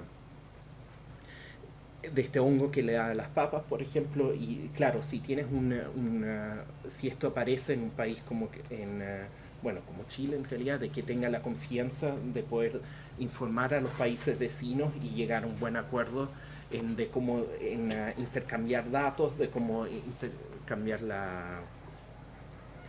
las muestras. Y ahora, como brevemente, como último punto está el componente de justicia intergeneracional, y es como la innovación va trayendo ciertos productos, como el caso de los pesticidas, o en el caso de semillas que absorben demasiados componentes del suelo, que van afectando en realidad el desgaste de los recursos que supuestamente deberían ser a beneficio no solo de esta generación, sino la de avenir.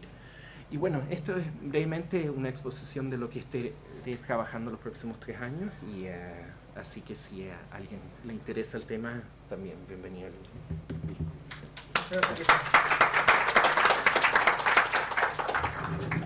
Entonces, ahora abrimos una ronda de preguntas público.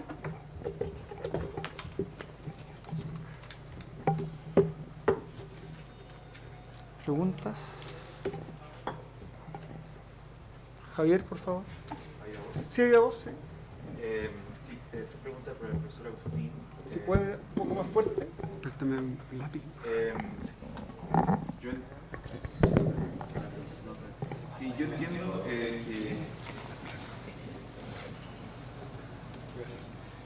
entiendo que la idea era no acercarse demasiado al concepto de redistribución, pero de todas maneras quisiera insistir en interpretarlo correctamente.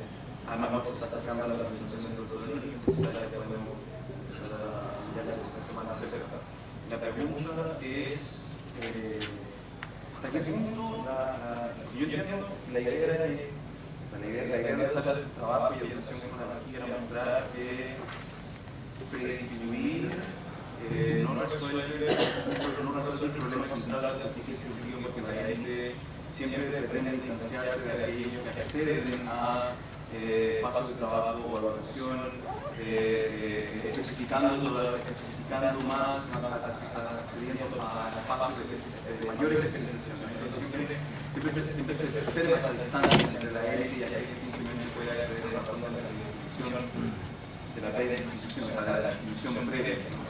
Pero mi pregunta es, ¿hasta qué punto esa comprensión del bien de la ley de institución no alcanza a dar cuenta del modo que se supone que la ley de institución pretendía ser un concepto novedoso, colapsar la distinción entre ellos y nosotros, o entre espacios a los que se supone que accedemos y que simplemente, en fin, que no reduce la posibilidad de ellos, de la élite, de seguir especializándose, seguir diferenciándose de nosotros. Es decir, hasta qué punto esa comprensión de la predistribución como herramientas que le permitan a los jugadores adquirir alguna ventaja para jugar, no sé si es correcto, o entrar a un espacio en el que empiezan a jugar, empiezan a relacionarse con otros, no ofrece ningún punto para distinguir, digamos, predistribución de igualdad de oportunidades. O sea, yo tendría la impresión de que predistribución pretende cumplir un rol mucho más fuerte que ese, ¿no? O sea, pretende proveer algo así como un cambio de paradigma, y yo no sé si en fin, no sé si su uso en eso, el uso que se le dio en esa exposición, en esos ejemplos, le hace justicia. ¿Sí? Es una observación. Puede ser que no le haya hecho justicia al concepto. Mi aproximación fue de los trabajos de Hacker y O'Neill, los 2 papers anteriores, o los 3 papers en que O'Neill se ha referido al tema. Pero si entiendo, o sea, el lenguaje de la teoría de juegos que usé para explicarlo, digamos, esta idea que es la idea de la predistribución, es cambiar reglas de manera tal de que los jugadores se envuelvan en un juego cooperativo con un resultado más equitativo versus redistribución, que es, bueno, viene el juego no cooperativo, lo gana un grupo, viene otro juego consecutivo, lo sigue ganando, y entonces el Estado entra simplemente a corregir eso o a mitigar la estrategia de perder. que es, bueno, si tenemos un seguro de cesantía, entonces usted puede negociar fuerte y si lo echan no importa, tenemos aquí una alternativa para usted. Si la predistribución, claro, hace colapsar la diferencia entre trabajo y capital, digamos, entre el dueño y los trabajadores, se hace colapsar, digamos, toda la jerarquía que hay detrás de cómo se organiza la educación superior, se hace colapsar toda la especificación del trabajo.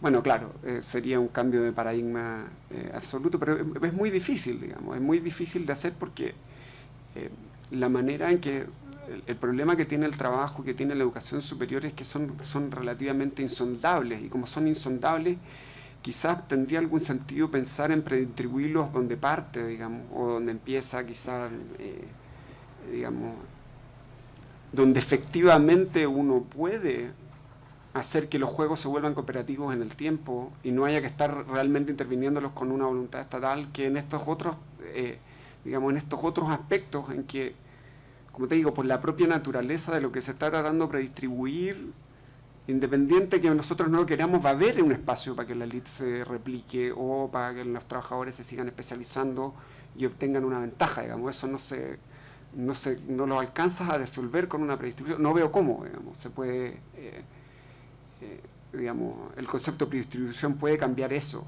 Tendrías que directamente prohibir la especialización o prohibir, digamos, esa división del trabajo que tanto le molestaba a mi profesora.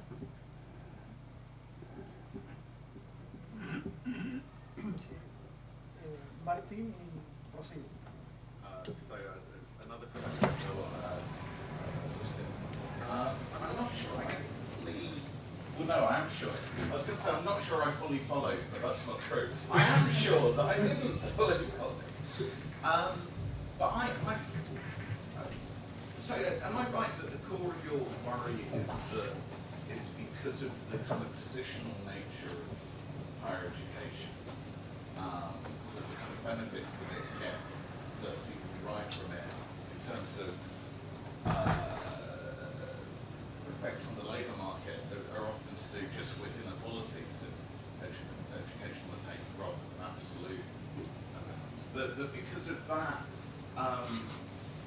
there's a worry about how a redistributive view can get to grips with education. But I mean, might one think that that's not so much of a problem if the aim of redistributive policies isn't the complete kind of flattening of inequalities, but just actually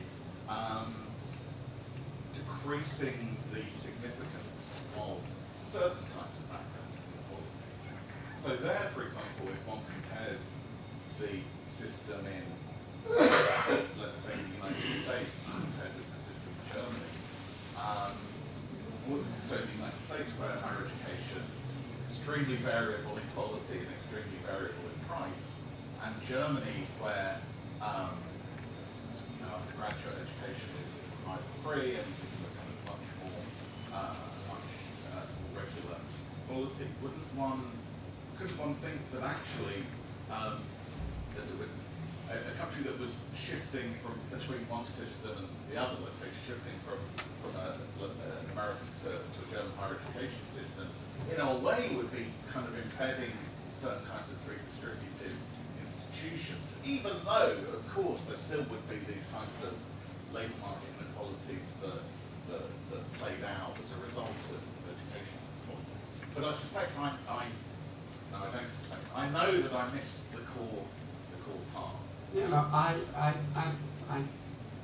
can agree with that to the extent that you basically are aiming to the base of wherever you want your educational attainment to be.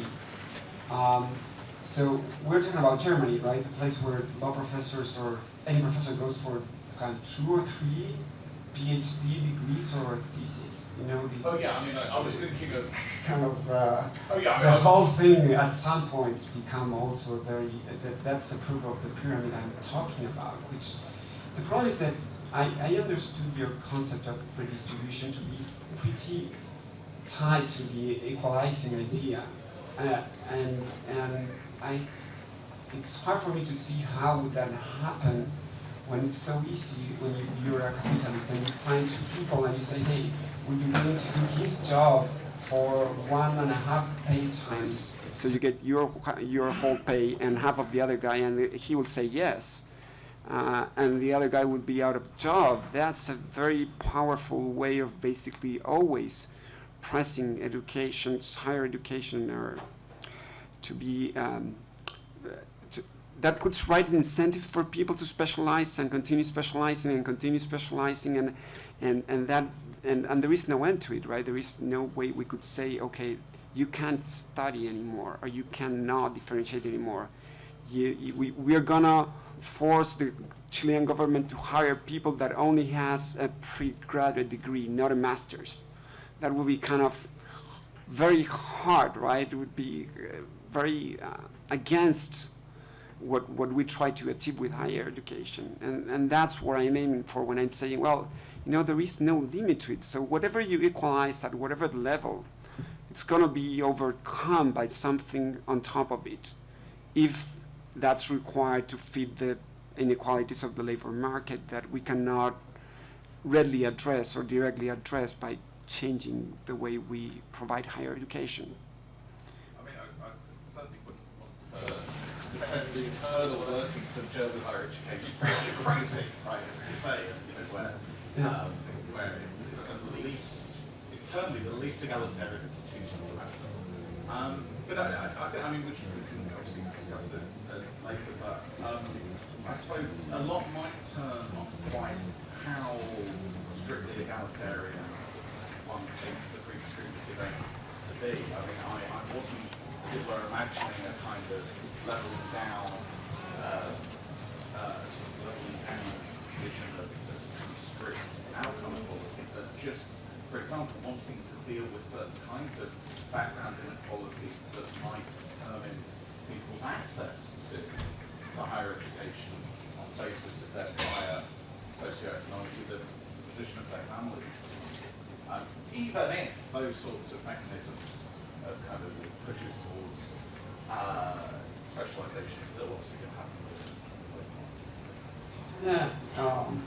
So I think that the contrast with the workers having more ownership in the factory, the company would provide a good contrast, right?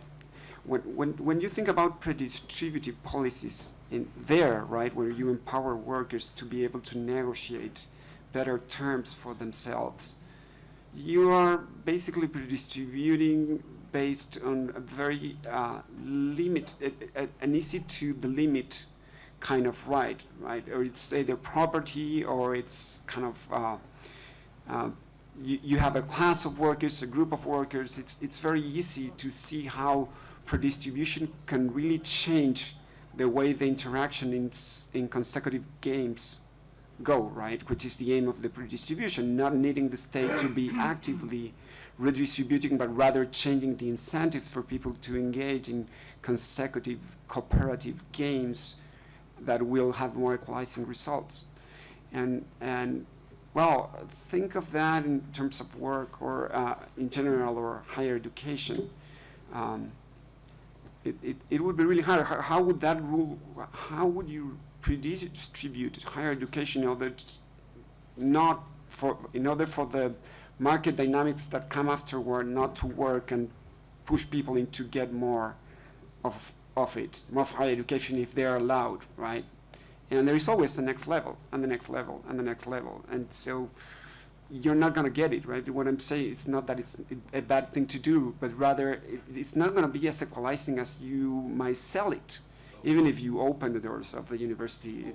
Although in terms of there always being the next level, because I always tell my students, their lifetime earning power goes down after their master's degree, right? If they stay on in higher education after that, things will go worse for them in terms of economic return. Yes, they don't have a responsibility to tell our students that, for instance. I'll stop there. Rocío tenía una pregunta. Sí, muy breve. Es que no me queda claro, quizás una pregunta más para Marco, pero es algo que tú dijiste. No me queda clara esta idea del piloto automático. No determino el texto de Martin ni me parece que haya ninguna razón para que una teoría predistributiva no implicaría una acción permanente por parte del Estado. O sea, me parece que vincular como presentar la predistribución como una especie de mano invisible o chorreo, como vamos a establecer ciertas reglas y a partir de esto vamos a dejar que los participantes cooperen espontáneamente, tit for tat o lo que sea. No sé si ese es el espíritu de la política, sino más bien, o sea, no, esto tampoco es el espíritu, sino que creo que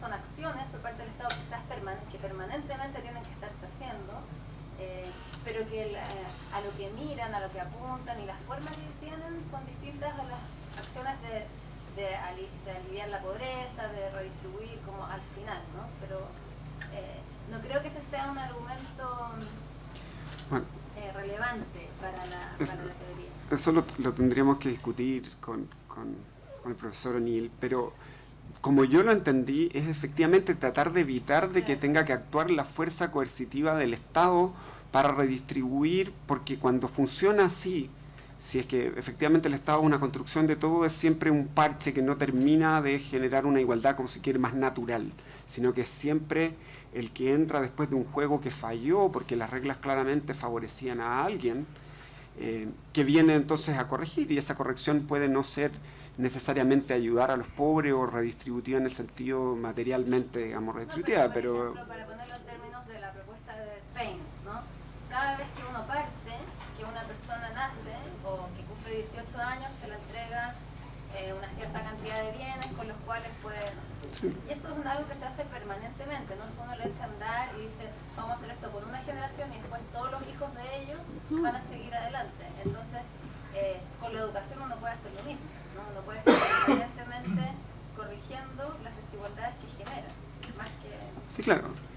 Totalmente de acuerdo. Sí, cuando yo digo que las políticas en piloto automático, o sea, decir por ley que todo el mundo va a recibir un endowment a los 18 años para ser financieramente hábil en un mundo donde eso pareciera ser muy importante, podría calzar perfectamente con una idea predistributiva. El problema es cuando tú a eso le agregas la consecuencia de que entonces todo el mundo va a ser más rico o los ricos van a ser menos ricos, dado de que le diste plata a todos a los 18 años, porque lo más probable es que eso te haga, o sea, si es así de generalizado, una inflación tremenda, digamos, una competencia por los precios de los bienes que todo el mundo quiere y que hay que excluir por precio, van a seguir teniendo el precio y van a seguir siendo exclusivos de la gente que tiene algo más que ese ingreso para acceder a ello. Entonces como que no lo soluciona, no lo termina de solucionar.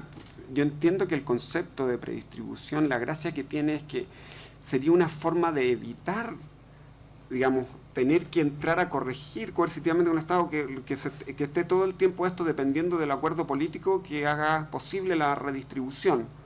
Cuando con la predistribución uno generaría los incentivos para que este juego se produjera más naturalmente, más voluntariamente. Nuevamente el ejemplo de darle a los trabajadores un espacio en la propiedad o en el control de una empresa para que por sí mismos todo el tiempo vayan pudiendo internalizar los costos de negociar sueldos y negociar mejores posiciones para ellos, digamos, en vez de tenerlos en el Estado corrigiendo con un salario mínimo cada vez que salen esquilmados, digamos, de una negociación en que claramente las apuestas no los favorecían. Entonces ese es el juego continuo, digamos. Por razones de tiempo no podemos dar más palabras. Así que les pido a los que tienen preguntas si se las pueden hacer a los presentadores en el café que tenemos ahora afuera, que va a durar 10 minutos, y en 10 minutos volvemos a la presentación del profesor Martín Nieto. Muchas gracias.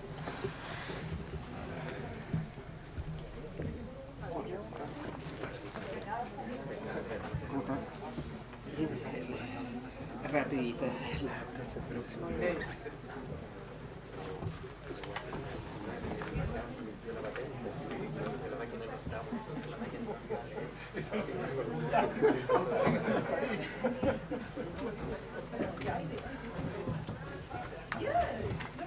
Oye, tengo también es una señal de mi interior. ¿Cuál? Yo venía por el carácter democrático y tengo mis instituciones, pero de alguna manera me un voto de confianza con el mal que no recuerdo lo suficiente que no me no me di cuenta que me iba a estar acá. Eso viene en el está escrito. ¿Quién? ¿Me lo pueden mandar? Lo tengo que tener. Sí, no, alguna vez cambiamos. Escríbelo acá y te lo mando al final. Lo tengo acá.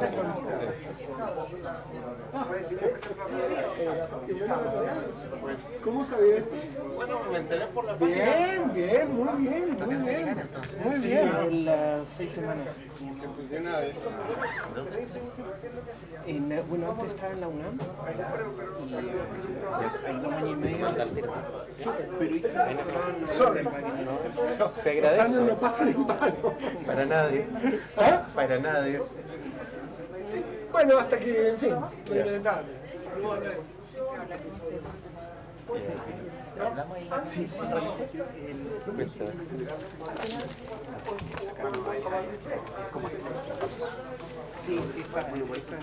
mala. Allá están tus cosas. Allá abajo.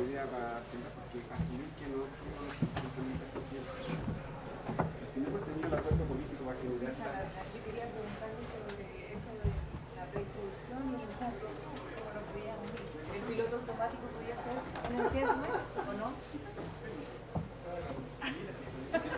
¿Cómo alguien que está en la red puede ver?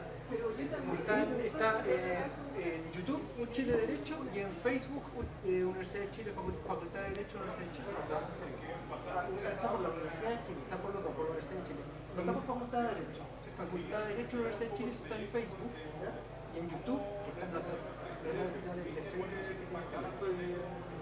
Sí, Facultad de Derecho, Universidad de Chile. ¿Ya? Entonces debe ser la transmisión.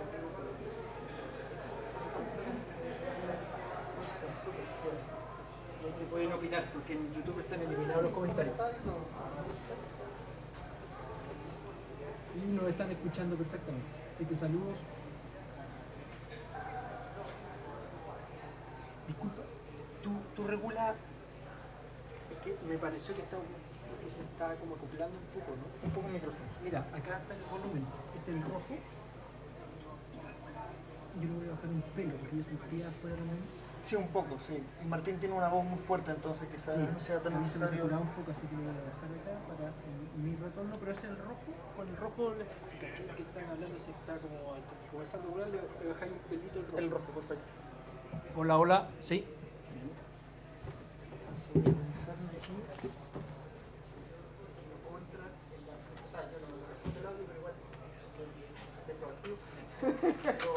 Muchas gracias. Mientras estén hablando ustedes ahí. Ah, claro, que yo le digo, yo ahora va a moderar otra profesora, entonces yo le voy a decir a ella que lo tenga en consideración.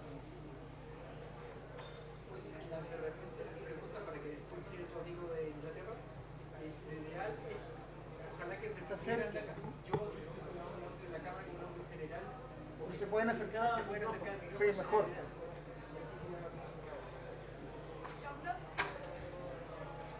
¿Cachai esto, no? Aquí el cambio que tengo ahí. Y Olaf que no ha llegado, que esperemos que llegue. Olaf, ¿dónde te quieres sentar tú? ¿Aquí? Es que tú quedaste con una pata afuera. ¿Sabes? Ponme donde tenga acceso a un enchufe porque creo que El rojo, me acaba de decir el señor, si tú sientes que se empieza a acoplar, tienes que bajar el rojo un poquito. ¿Cuál es? ¿Cuál de todos los rojos? El rojo grande de la perilla para abajo, ese para abajo, que es el volumen de los micrófonos. Entonces, después la Rocío, por los que yo acá. ¿Dónde estuvo? Aquí en el computador. Y Martín, aquí al centro. Eso. No tenía hambre, está súper elegante el coffee break. Algo bueno, igual que poquita gente. No, oye, pero en Valpo no va a haber nadie. Entonces, esto vamos a escuchar un rato. Vamos a escuchar un rato. ¿De quién? ¿Ah?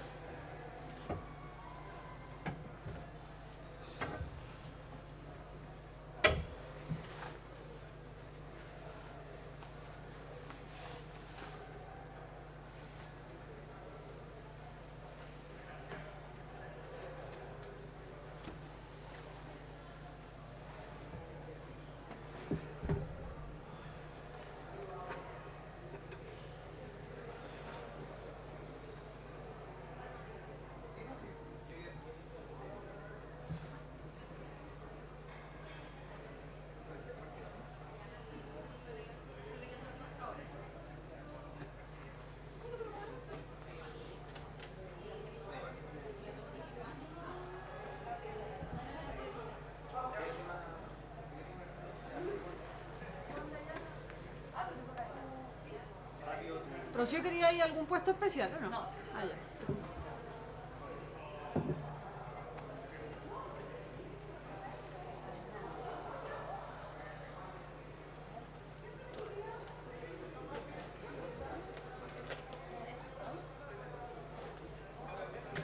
¿Y esto de quién es entonces?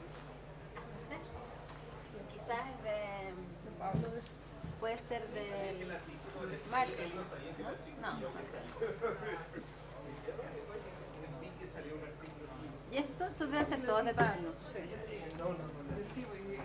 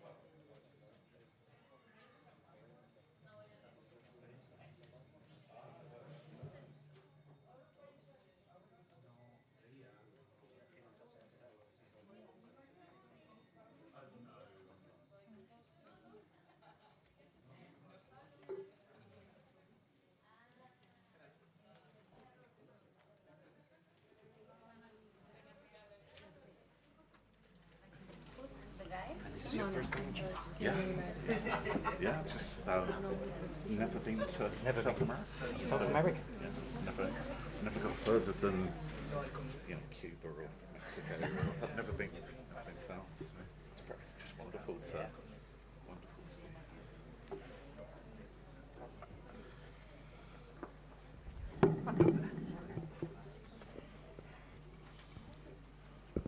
Bueno, muchachos, muchas gracias por haberse quedado y bienvenidos a los que están llegando recién al segundo seminario de Justicia Social e Igualitarismo. Ahora tendremos con nosotros al profesor Martin O'Neill, que viene desde la Universidad de York, a Rocío Lorca y a Olof Page. Martin O'Neill works on a number of topics in moral and political philosophy. He is especially interested in equality, inequality, and social justice, freedom and responsibility, and a number of issues at the intersection of political philosophy and public policy. Martin's work has been supported by grants from organizations including the British Academy, the Leverhulme Trust, the Institute for the New Economic Thinking, the Independent Social Research Foundation, and the Joseph Rowntree Foundation. He is a commissioning editor of Renewal, a journal of social democracy. La doctora Rocío Lorca is a law professor at the Universidad de Chile and obtained her doctorate degree at New York University. Her research focuses in the connection between the legitimacy of criminal justice and the demands of economic justice, and she has publications related to both the philosophy of punishment and distributive justice. Y el doctor Olof Page, de la Pontificia Universidad Católica de Chile, his areas of interest are moral and political philosophy, specifically questions of distributive justice, citizenship, and the notion of equal moral status or basic equality among human beings. Así que los dejo con el profesor O'Neill. Thank you very much. Thank you, Martin, for coming. We're very happy to have you here. It's wonderful to, absolutely wonderful to be here. Now, I've promised myself I'm going to try something for just the first minute or so that it's outside my comfort zone, so bear with me. Es un gran placer estar aquí en Chile. Esta es mi primera visita a América del Sur y solo mi segunda visita a este hemisferio. Tengo mucha suerte de estar aquí. Estoy muy agradecido a Pablo y Javier por hacer posible esta visita. Cuando organizamos este viaje, pensé que si era bueno estar lejos de Inglaterra durante una semana en la que habría un desastre político. Desastre. Pero, como las cosas resultaron, la historia puede sorprendernos. La historia puede sorprendernos. Sí. Debo disculparme que al igual que muchas personas que vienen de mis frías islas en el norte atlántico, soy un lingüista muy pobre. Al estudiar mi propio trabajo discutiendo, tengo una idea de la experiencia de lo que es ser un perro. Sobre todo no entiendo, pero de vez en cuando oigo mi propio nombre y puedo entender que al menos. Así, que desafortunadamente tendré que cambiar en inglés para la parte principal de mi charla. Cuando regrese, prometo que trataré de hablar en español. Me disculpo también que mi inglés es en algunos aspectos no muy bueno. Usted probablemente está acostumbrado a estudiar la charla de los estadounidenses, por lo que no puede encontrar fácil entender mi versión. Sorry, I've gone into French there. Yeah. Mi versión de Londres de la lengua. Pero mi versión es la versión real. A pesar de lo que los estadounidenses pueden decir a usted. Pero voy a hacer todo lo posible para evitar cogni completo y no hablar demasiado rápido en mi versión extraña pero auténtica de la lengua. Phew.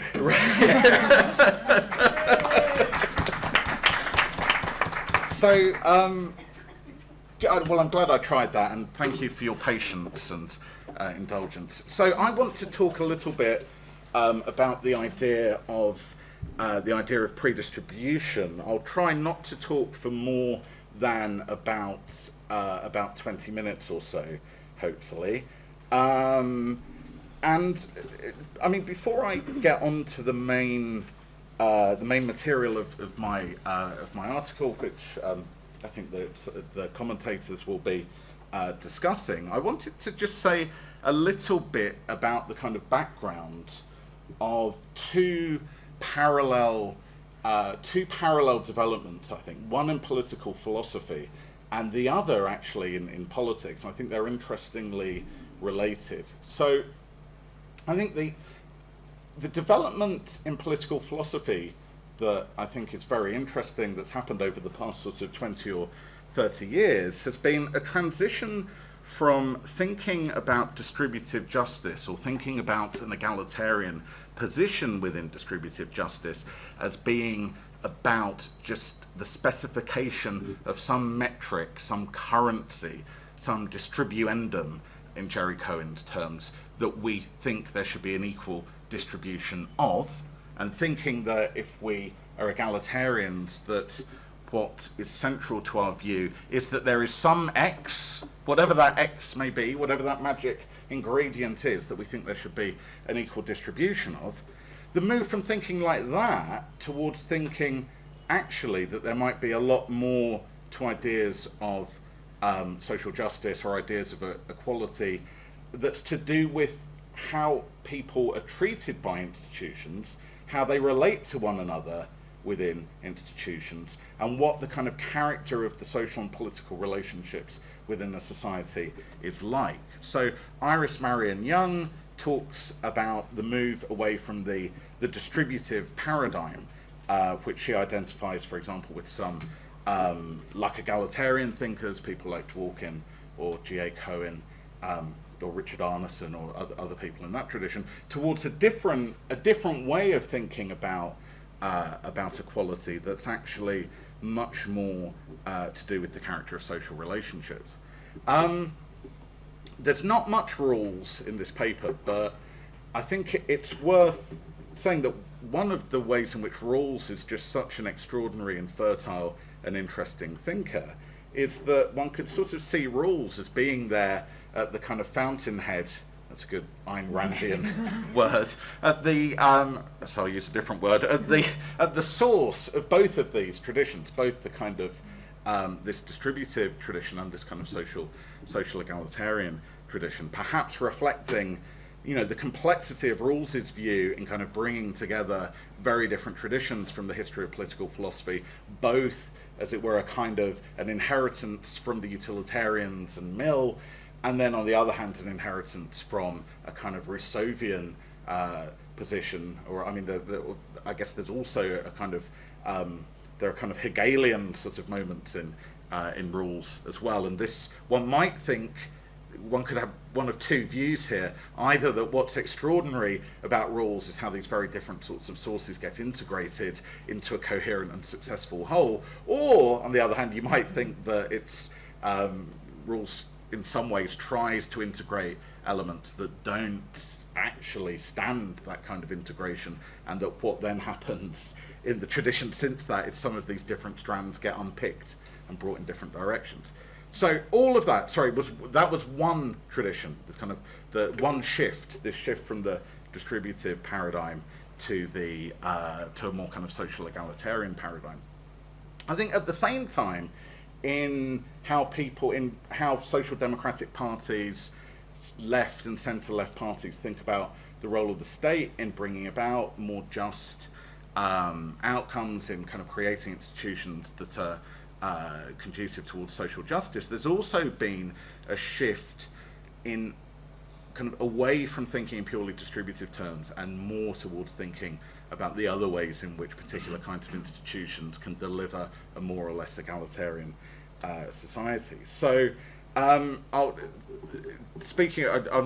much exercised by the politics of my own country just at the moment, as you can imagine. But to give you a slightly oversimplified potted history of this, one might think that the new Labour model was to say, look, what we care about in the end is kind of distributive outcomes. We want to make sure that the least well off are reasonably well off. So you just let the market do whatever the market wants to do, right? And then the state comes in afterwards and just rearranges some of the pieces, right? So let's say your relationship with your boss is pretty bad. Your union has been wound up. Like your boss just does what it like. We have a phenomenon in Britain now known as the 0 hours contracts. People who don't know what their working hours are going to be from one week to the other. They just wait for a text message to come in telling them when they're working that week. Now, if what you just care about is distributive outcomes with respect to the position of the worst off, if that's what you care about, then actually that's fine, right? Because the social welfare system can come in after the effect and can kind of sweep up after that. It can kind of top up people's incomes. It can make sure that there's kind of safety net institutions that give people an outlet when they've been mistreated within their relationship at work, let's say. But I think when we think about public policy, it becomes pretty clear pretty quickly that actually it wasn't that we were only interested in final distributive outcomes. And it's not that we think that the role of the state is just, as it were, to let market relationships happen in whatever way they happen to transpire, and then to come along afterwards and have this kind of corrective function. And I think there's kind of, in a way, these two shifts, the shift from a kind of distributive egalitarian to a social egalitarian outlook, parallels and is kind of interestingly related to the shift from to the shift in kind of thinking about the redistribution and social justice in terms of a welfare state just coming in after the fact and moving credits around, as against trying to have a kind of have a role in setting the terms within which social cooperation happens within specific institutions. So this idea of pre-distribution, which I wrote one thing about this that was carried by The Guardian, by the kind of left-leaning newspaper in Britain, which came up with a title much better than anything I would have come up with, which they said, what was it? It's pre-distribution, an ugly word for an inspiring idea, which I think is about, it's not the greatest word. So this is basically the idea of trying to set the rules of economic life, trying to set the background institutional structure in a way that that tries to deliver more just, more socially just, more equal outcomes without just this reliance on ex post justification. Now, what I do in the paper, and I'm sure that I'm sure this will come up in the discussion, is to try to put some pressure on the coherence of the distinction between redistribution and pre-distribution. And I suggest actually that putting some pressure on that distinction is quite useful, because it actually helps one, I think, to clarify what it is that's valuable in redistribution as well as in pre-distribution, and to think actually about what we want from different kinds of public policy interventions or different kinds of institutional structures that try and create more socially just outcomes. So so the kind of the high priest of the idea of pre-distribution is the American political scientist Jacob Hacker, who's based at Yale University.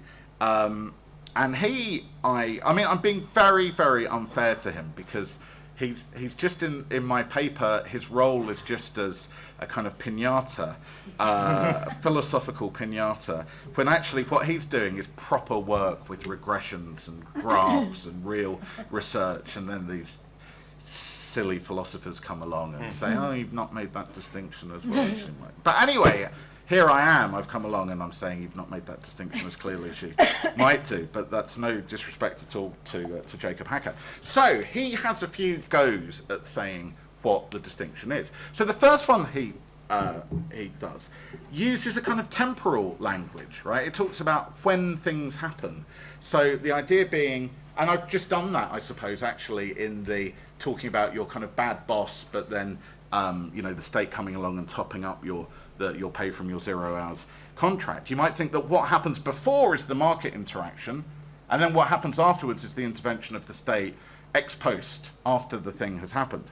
But that doesn't really make sense, right? Because it's not actually that the state flickers on and off like a light switch. It's not that we have kind of unregulated market interactions, during on sort of Mondays, Tuesdays, Wednesdays and Thursdays, and then on Friday the state arrives and kind of changes what happens. That's what the state does, clearly, is to provide the kind of background institutional structure in which these interactions happen, and people who think about ideas of pre-distribution are aware of that as much or more than most writing in the area. So the kind of temporal way of putting it doesn't really function that well.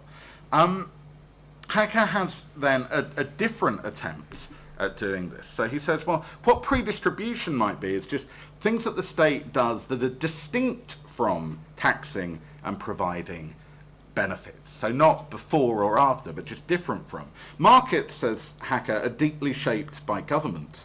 Over the last generation, markets have been shaped in ways that have benefited those at the top far more than those in the middle and at the bottom. If we are going to have an effective, progressive agenda for the future, we're going to have to think about how to use these ways in which government shapes markets to pursue progressive goals. By progressive goals, says Hacker, I mean first and foremost broad growth in the economy that translates into social and economic gains for citizens across the income distribution. Now, that gives us this characterization of, so what the state does, it's kind of, there's tax and spend, and we're not interested in that if we're interested in pre-distribution, because that's just the kind of canonical redistributive mechanisms of the state. And then on the other hand, there's this kind of institution shaping, like what are the rules regulating collective bargaining at work? What are the rules regulating the formation of a union? What are the rules regulating working hours or health and safety or whatever else it might be? Now, that, I think, gets closer to the distinction that we might be interested in, but I don't think it goes as far as we might want it to. Because if one thinks about why we might be interested in public policies like childcare provision, early years education, having a state provision of healthcare, what's going on with those sorts of policies is not at all just that they're ways of transferring, neither money, it's not just about where the money goes, neither is it just about kind of transferring some philosopher's notion of welfare or well-being between different individuals. A health system or an education system isn't a mechanism for redistributing utils within an economy. It's a set of, it does that, right? It does that for sure. But what it also does is it changes the background conditions under which different economic interactions can then happen, right?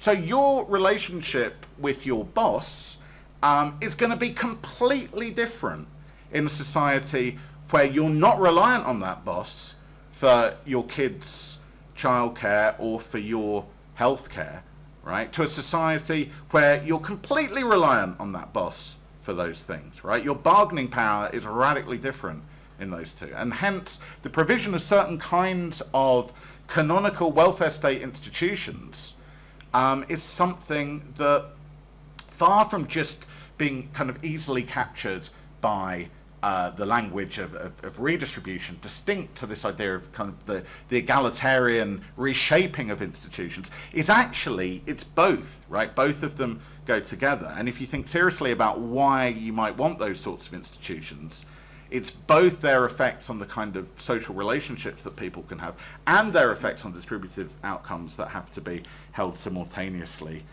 in mind.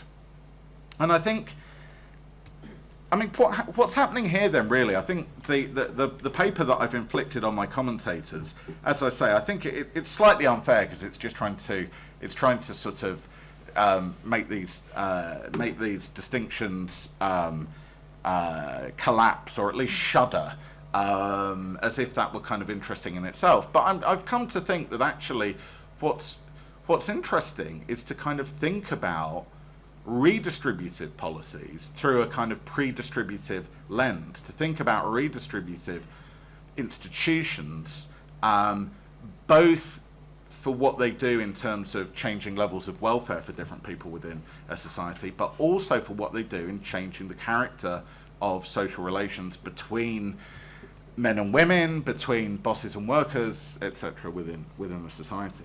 So two examples that really struck me, and that show the difficulty of finding a sort of conceptually deep distinction between pre-distribution and redistribution, but which also show the kind of interestingly pre-distributive features of redistributive policies are these two, right? So one is basic income. As I'm sure many of you know, there's all sorts of proposals in different places at the moment about the possibility of bringing in some kind of system of basic income. Now, there could not be a more canonically redistributive policy, right, than a basic income paid for through taxation, right? That really just is moving monetary counters around an economy, right? If that isn't redistribution, nothing is. But what are some of the strongest arguments for a basic income? Well, if one thinks about basic income scholars like Carl Widerquist, Carl talks about ideas of kind of independence, the idea of kind of not being, it's got a kind of Republican idea of not being in the power of someone else. And so, on his view, you know, why might we want this purely redistributive policy? Well, the reason is not just that moving the monetary counters around is a way of leveling the levels of welfare within the society, but that it's a way of remaking the relationships between people within that society, right? A woman in an abusive marriage who's got a basic income can walk out the door, right? An employee in an abusive relationship with an employer can walk out the door if they have this in the background. So there, I think, one can see almost a sort of dialectical shift through that move from kind of thinking that redistribution is what matters most, to then kind of coming to reject that for pre-distributive reasons, to then with the kind of synthesis being that actually you come to see that sometimes a lot of the justification for redistributive policies is pre-distributive in nature and is kind of socially egalitarian in nature rather than to do with distributive equality. Another really interesting effect, like many people, I just got, you know, especially for many sort of completely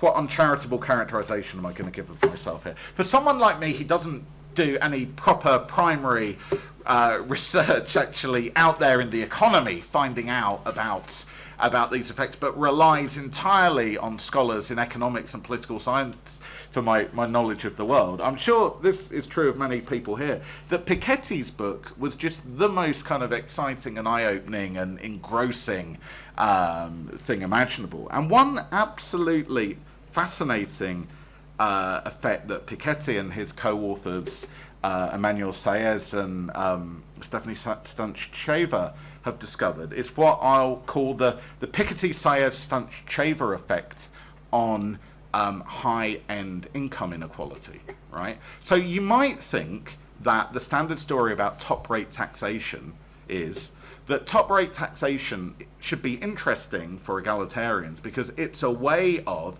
kind of acting on a kind of pre-existing pattern of distribution, and then the thought being you can raise, given that bosses get all of the senior bosses get all of these enormous rewards, that's then available for fiscal transfers to make other people better off or to fund public services.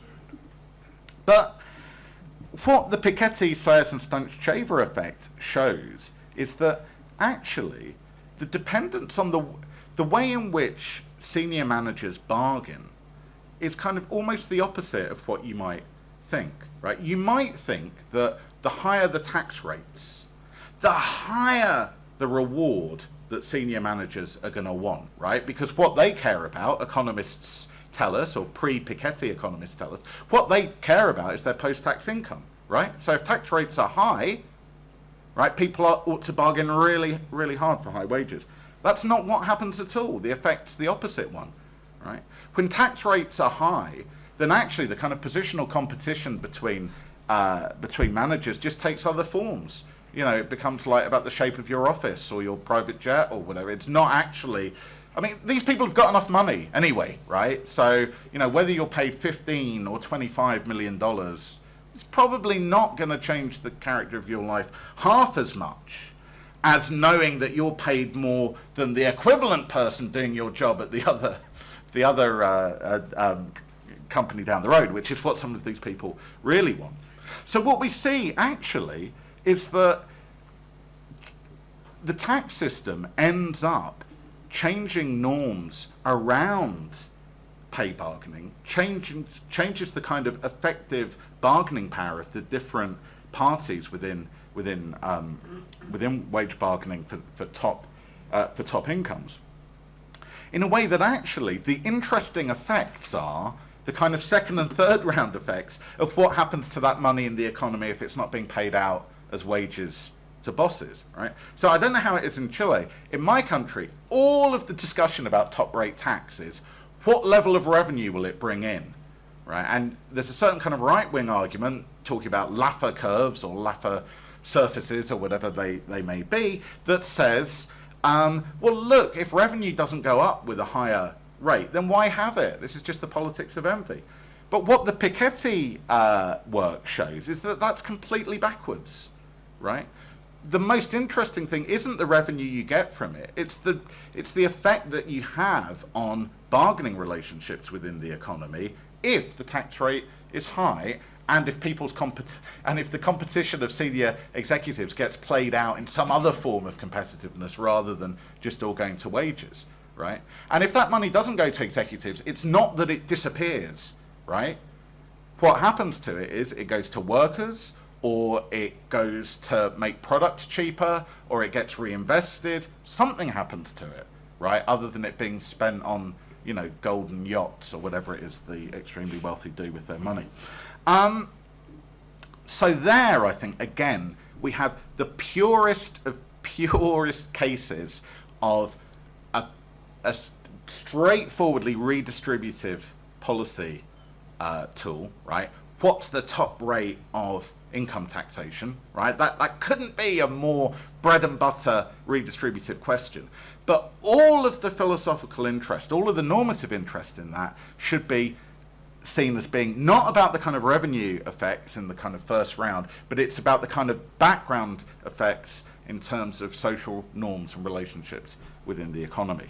So I've come to think that actually the conclusion of the paper that I sent round, it isn't quite right, and the real point to make is not so much about that it would be interesting to show that this distinction or these different possible equivalent distinctions don't hold up under pressure, but just to show that actually that the kind of rerouting of debate about egalitarian public policy from a traditional model of the welfare state to this kind of more expansive, more social egalitarian way of thinking has kind of delivered us back to where we started, but like armed with kind of useful extra analysis of what we're interested in from institutions.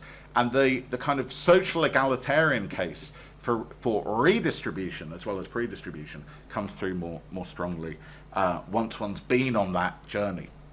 So I've talked probably for a few more minutes than I'd intended to do, and hopefully I didn't speak too rapidly or in an incomprehensible London drawl that you wouldn't know what I was on about anyway. So I will draw to a close. I won't talk, but maybe it will come up in the discussion, about what I do in the kind of second half of the paper, which is to talk about the kind of historical roots of pre-distributive approach to policy, where the three great heroes of the story are, I claim, Tom Paine, John Rawls. So I'm on a winner there, right? Paine and Rawls. Everyone is, likes those two. But then my weird obsession, James Mead, the mid 20th century British Nobel Prize winning economist, who I'm on a quixotic quest to kind of bring back a kind of posthumous revival in the centrality of James Mead to discussions about public policy. But that's a tangent that I won't impose on you here. I'll just stop and hand over to my commentators. So thank you. Thank you very much.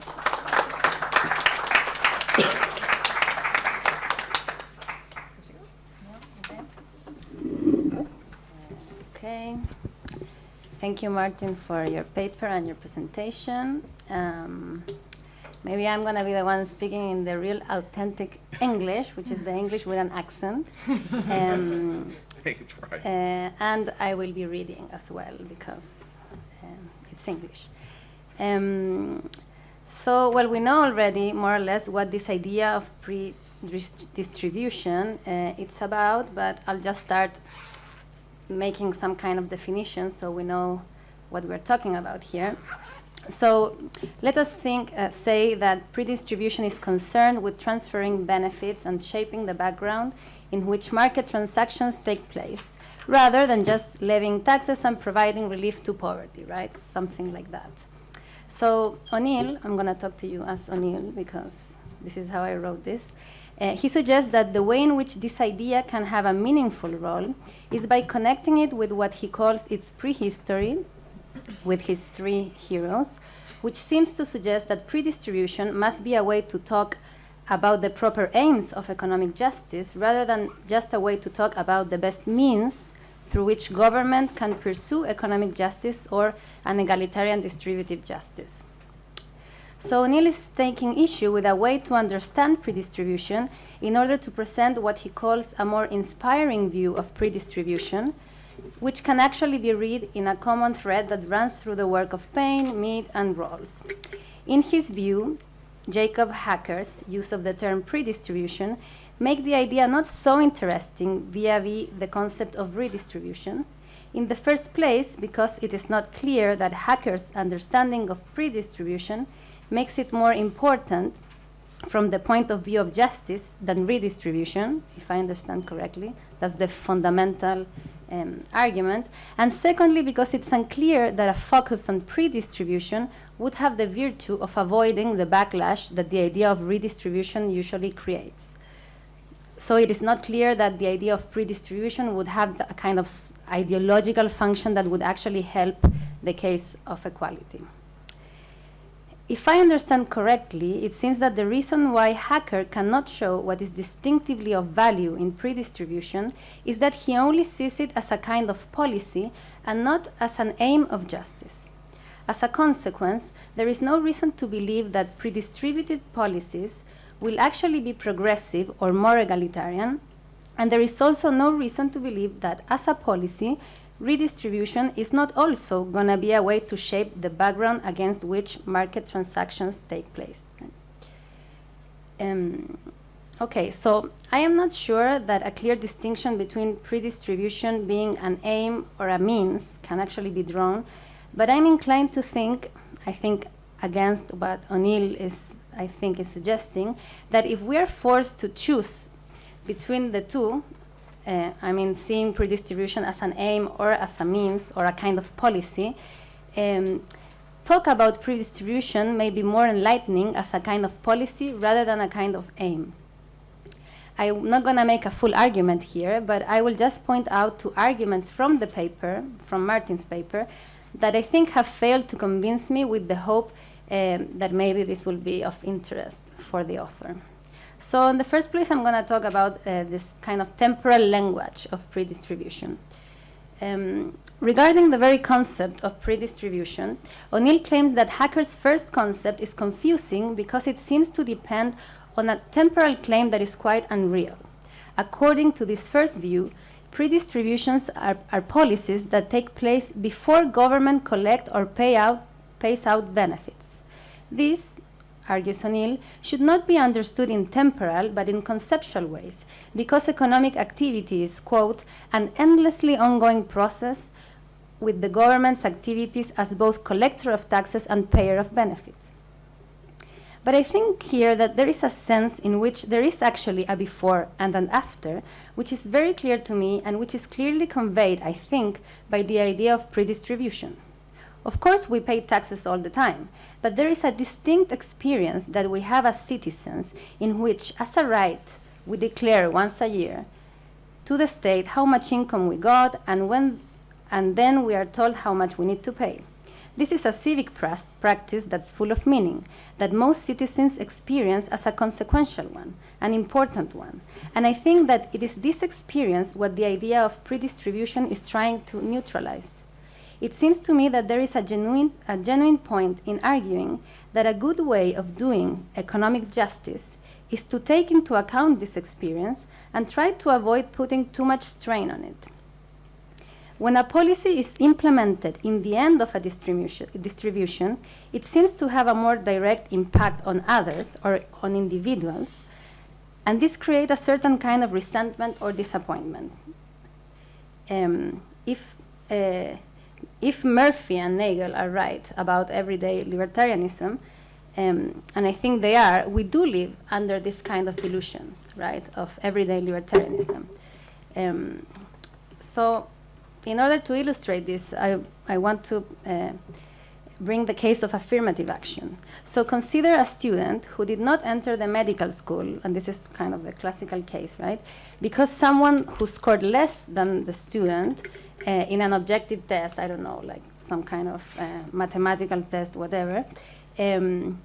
So the student who entered the medical school did worse in this test than the other student, right?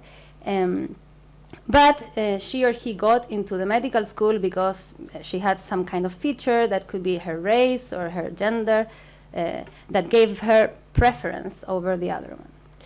There are, of course, many reasons to argue that the student who did not make it into the medical school has no reason to complain. But this is certainly a policy that will produce a more vivid problem to some ideological assumptions and expectations that individuals have about how they are treated by institutions. And this will potentially create more resistance than policies that act at an earlier stage. So here it seems to me that even if the instrumental argument is hard to prove, there is a strong intuition here that the form of the policy matters a lot. So I think that even if predistribution is not strictly or should not be understood strictly as a temporal issue, there is something compelling about the idea that predistribution happens before people have the experience of having something that belongs to them and then having to give it away. Somehow it bypasses the effect of everyday libertarianism. My second point, or the second aspect of your argument that I found not fully convincing, as a way to show that talk about predistribution as means is not so interesting, was the idea that if pre-distribution is a kind of policy that is different from simply taxing and providing benefits, then there seemed to be nothing that makes pre-distribution distinctively progressive or egalitarian. So you talk in your paper about, or you make us imagine this country which uses pre-distributive means to achieve egalitarian ends, and then argue that there is nothing in the formal idea of non-tax and spend government interventions in market regulations that necessarily aligns with progressive or egalitarian goals. I agree with this, but this objection only seemed to be important if pre-distribution aims to be something more than a kind of policy. And it is not clear why it is important that as a policy, pre-distribution is not necessarily egalitarian. The question may still be that to push forward an egalitarian agenda, pre-distribution may be a better strategy than redistribution in terms of the kind of policy that pre-distribution contemplates and the kind of resistance that it meets. Moreover, according to O'Neill, it is misleading to draw a sharp contrast between policies that have a redistributive role and policies that have a market-shaping role, because in the end they are both about transferring benefits and also about shaping the background in which market transactions take place. So he argues that as a kind of policy, the distinction between pre-distribution and retribution is too shallow to be interesting. Moreover, it seems to be a distinction that tracks no difference because redistribution finds justification, or can find justification also, in pre-distributive grounds. But I think here that O'Neill underestimates the importance of form, not just because of the experience of people, as in the case of paying taxes or as in the example I gave of affirmative action, but also because the way in which we do things matter with relative independence of the aims we want to achieve. The fact that we can lose, well, this is a silly example, but I'm going to read it. The fact that we can lose weight by exercising or by eating less does not make the distinction between these two kinds of activity a shallow distinction, even if they both are ways to lose weight, right? Here I may be misunderstanding your argument, but I think that maybe the argument about how shallow this distinction is has to be made more persuasively. It seems to me that there is a strong difference between, for example, whether the state has a harsh policing technique or invests a lot of money in repairing the lighting of poor neighborhoods or increases the intensity of punishment. Even these are all measures that will directly or indirectly impact on crime and on deterring crime, right? Because of how these different practices are in terms of form, they will be vulnerable to different kinds of expectations and, most importantly, different normative standards. So I just want to express here that I am not so convinced that you succeed in making the point that the distinction is shallow, and to bring back the problem of everyday libertarianism as formulated by Murphy and Nagel. I think that the instrumental argument is quite valid, even if hard to ascertain. Maybe there is an ideology that makes us more reactive to certain forms of state action than to others. We prefer not to see so directly what is taken away from us, because maybe it is true that we live under the illusions of libertarianism. So finally, something about your proposal, or the second part of the paper. How am I on time? Good.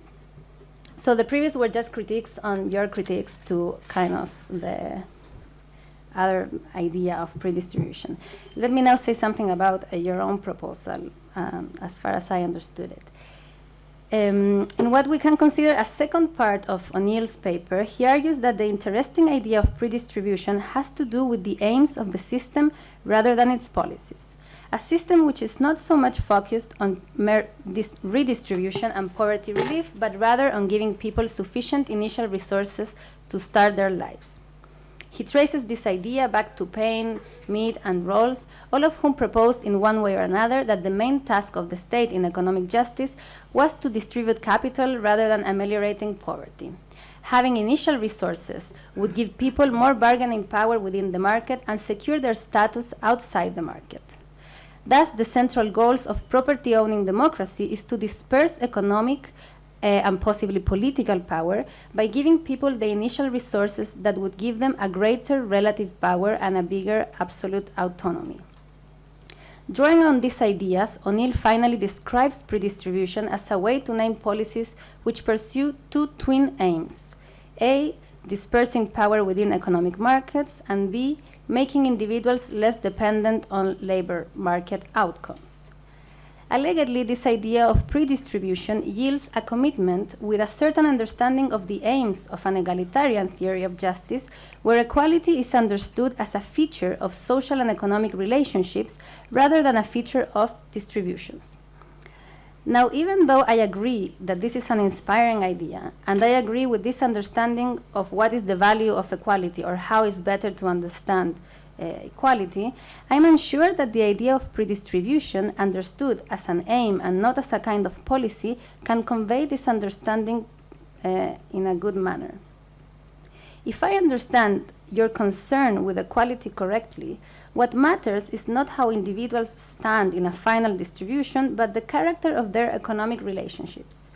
If this is true, then the main concern of an egalitarian theory of justice should not lie on merely correcting final distributions, but it should mostly lie on providing individuals with a better starting point.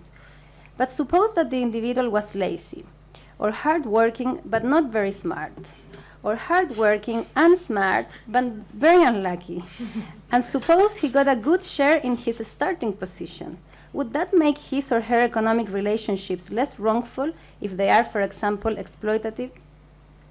If the commitment to equality is concerned with the kinds of social relationships that distributions enable, then we need to do whatever seems appropriate and fair to address the problems that may arise in this context.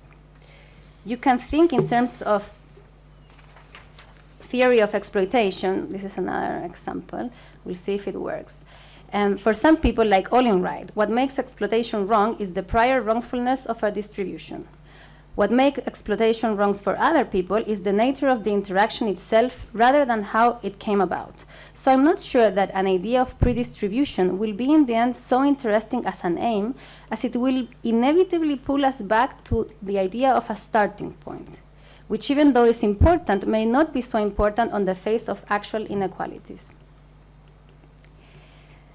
So I want to finish with a question, because in his paper, Martin uses a lot the idea of a Maginot line as a metaphor of the problem of the argument or the idea of predistribution as formulated by Jacob Hacker. That's Hacker. So first, I have to confess I have never heard before the idea of Maginot line. So I went to Wikipedia to try to find out what the Maginot line was.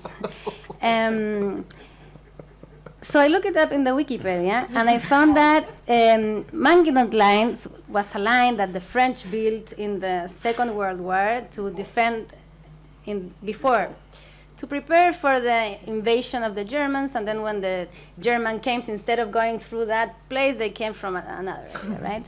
And so it was good for nothing, even though it was really nice. Yeah. So according to Wikipedia, this is also a metaphor for complicated or costly efforts that produce a false sense of security, right? And I understand that this is the way in which we are using it here to refer to Hacker's formulation.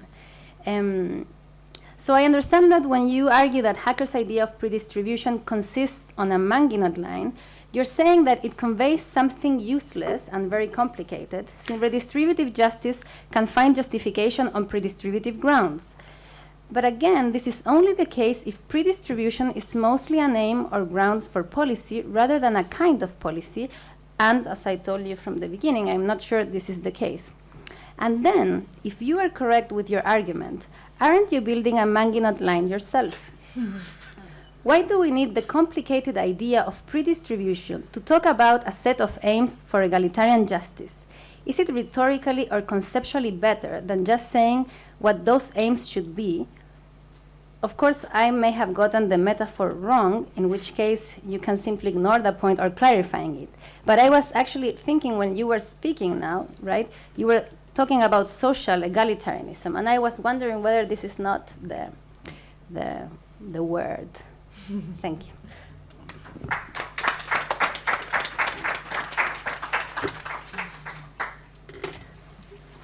Okay. Well, thank you who is now not here, I think, no? For the invitation. My apologies, Martin, for my non-perfect English. It's much better than mine. Okay. I'm going to read something I wrote. The aim of O'Neill's paper is to, quote, is to apply some analytical rigor to the idea of pre-distribution and to offer our diagnosis of whether it really does describe a distinct and coherent set of policies distinct from the more familiar forms of redistribution that have traditionally been championed by the central left. End of the quote. Pre-distributive policies are contrasted with distributive or pre-distributive policies and are defined in substantive terms as, quote, those that pursue progressive or egalitarian ends, however precisely those are to be characterized, by means of government action distinct from taxing and providing benefits. Okay, end of the quote. In Jacob Hacker's terms, progressive goals are, for example, broad growth in the economy that translates into social and economic gains for citizens across the income distribution, or, which is more or less the same, to correct for the increasingly inegalitarian character of the economic settlement in the advanced industrial countries. The first thing is to see whether pre-distributive policies are different from redistributive ones, because if they are not, I quote here Martin again, pre-distribution may turn out to be a chimerical or at the very least unstable ideal, unlikely to be of lasting or deep interest.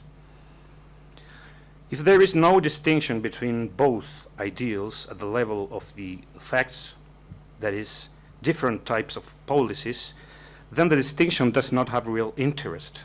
Or better, there is no distinction to be made at all. But O'Neill thinks that, quote, it is possible to rescue the idea of pre-distribution if we look to reconstruct it via its prehistory, tracing a genealogy of pre-distribution via the work of Thomas Paine, Mead, and John Rawls.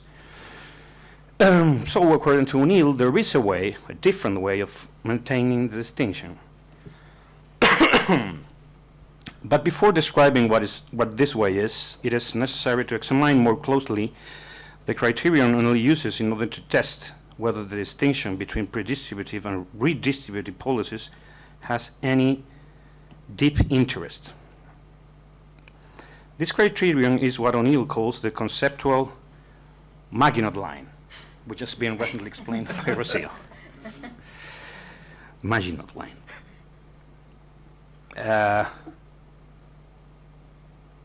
Maginot is the name of the place. The engineer. Ah, the engineer. Okay. I'm glad that whatever else everyone takes away from this, we will at least have, we'll have learned one fact, right? There is something like a Maginot line. Well, this criterion is described by Martin in the following terms.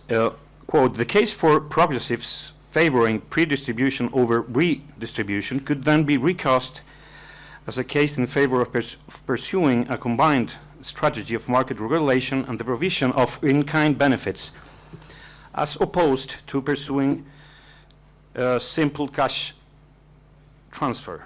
Oh, yes.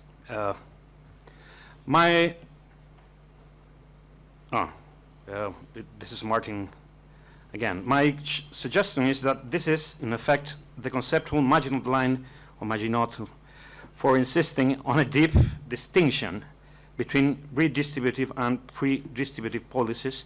So discovering whether this line will hold will be an illuminating process, whatever its outcome.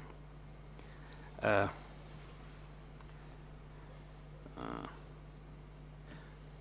okay. Deep distinction here means distinction simply, or? Well, I guess it means a distinction that we would be glad to have made once we looked at it for a bit, as opposed to one that we could make, but that just seemed like it was kind of merely verbal interest, or that it was kind of. So we might think that it gave us a classification, but not that was a classification that should be that central to our thinking about policy, for example. Okay. But O'Neill thinks that the conceptual marginal line does not hold, that is, that there is no reason for favoring pre-distributive over redistributive because there is no distinction to be made between them. Well, Martin, I would say now, seeks to show this by using a clear and unambiguous, this is a clear and unambiguous, this is Martin speaking, example of a policy of redistribute cash payments on a crystal clear example of a policy of altering top rate income tax, and show that both have a dimension that is centrally pre-distributive, such that neither can usefully be understood in purely redistributive terms. These examples are basic income and pre-distributive and top tax. Okay.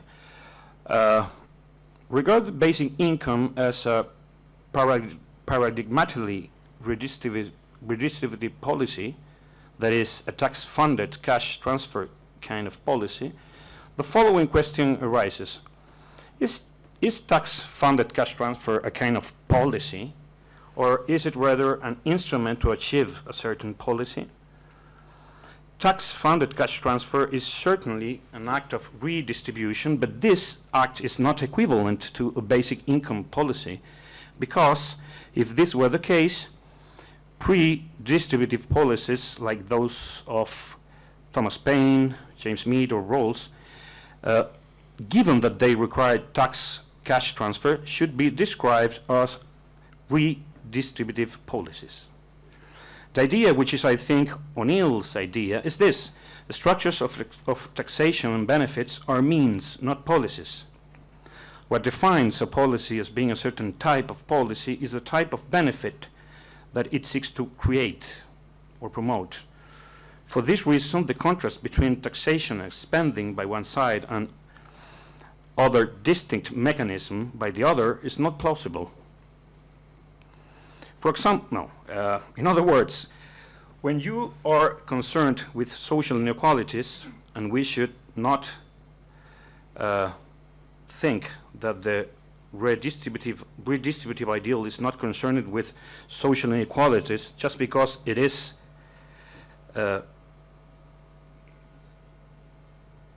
pre-distributive. When you're concerned with those social inequalities, you can believe that there are certain means that are better than others to reduce those inequalities. For example, you can think that Dworkin's equality of resources is an inadequate mean to achieve social equality, defined as a feature of society in which social relationships are not shaped by inequalities of status, because there are no inequalities of this type, and that something like Thomas Paine's proposal, for example, is needed. But you can also think that the protection of basic liberties and the just distribution of resources is enough for these proposals. So in terms of progressive goals, broadly defined under the ideal of social equality, Paine's or Mead's or Rawls or Dworkin's approaches should be seen as means, good or bad means, to achieve a type of social equality. For instance, I suppose that if you could ask Dworkin, who is now dead, do you care about social inequalities? Do you care about social inequalities defined in terms of unequal social relationships? He would say, yes, I really care. If I understood O'Neill correctly, the argument is the following. Hacker defines pre-distributive policies as distinct from simply taxing and providing benefits, but given that taxing is just a tool that even pre-distributive policies require in order to provide benefits, tax and spending should not be used as a criterion for distinguishing between predistributive and redistributive policies. If redistributive policies, for example, redistributive provision of public services, cause predistributive effects, then there is no pre-distributive ideal that should be contrasted with a redistributive one, understood as tax and spending. But given that what defines redistributive policies is tax and spending, and tax and spending should be considered as a tool and not as an aim, here I quote O'Neill, there is simply no such thing as two distinct categories of policy, one marked redistribution and one marked pre-distribution. The first conclusion should be that there are no clear or paradigmatic redistributive policies. So, how can the pre-distributive ideal be defended if there is no such thing as a purely redistributive policy? Is there a clear sense of what pre-distributive policy aim is? Of what a pre-distributive policy aim is? O'Neill thinks that there is one. A pre-distributive policy aim is, quote, to reduce inequality by changing the structure of economic life, creating conditions in which even the comparatively disadvantaged have sufficient independence and standing and are not reliant in a demeaning way on a constant flow of transfers from the more advantaged. But, end of the quote, but if a constant flow of transfers is just a tool, and a tool that pains or meets or roles must use, what is demeaning is not the fact that certain individuals rely on a constant flow of transfers, but what is done with this flow.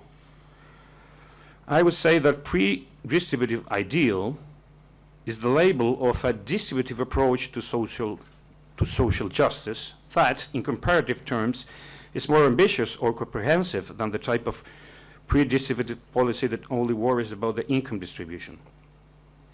The pre-distributive ideal is more ambitious because, on O'Neill's words, a concern only for the distribution of income cannot be sufficient in order to create a sufficiently egalitarian economist settlement.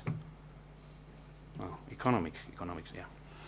The expression sufficiently egalitarian is used here as a criterion to identify the type of policies that contributes to the practical existence of progressive goals. All those policies that are not sufficiently egalitarian should be considered redistributive or merely redistributive. According to this ideal, more or different kinds of things should be considered when we answer the equality of what questions. But what things? For example, according to Mead, the progressive goal is to eliminate extreme inequalities in the ownership of property, because here I quote Mead, an unequal distribution of property means an unequal distribution of power and status, even if it is prevented from causing too unequal a distribution of income. End of the quote. So the main question is not the distribution of income, but the distribution of power and status, or in Rawls' terms, the dispersion of ownership and control of capital. Nonetheless, it should be admitted that if the distribution of income has a pre-distributed effect, this distribution, when it's a just distribution according to some more or less egalitarian standard, this distribution contributes to the independence of the individuals that benefit from this policy. But according to the pre-distributive ideal, this level of independence is not enough. For all this, this is the conclusion, very brief conclusion. For all this, it is not clear to me why O'Neill continues to talk about redistribution and pre-distributive aims. Now, redistributive and pre-distributive aims. If constant flow of transfers is just a tool and redistributive policies have pre-distributive effects, which means in a certain way that there are not such things as redistributive policies, we should accept that all the distributions that require for egalitarian purposes a constant flow of transfers have more or less the same aim, the reduction or elimination of some types of social inequalities. Thank you.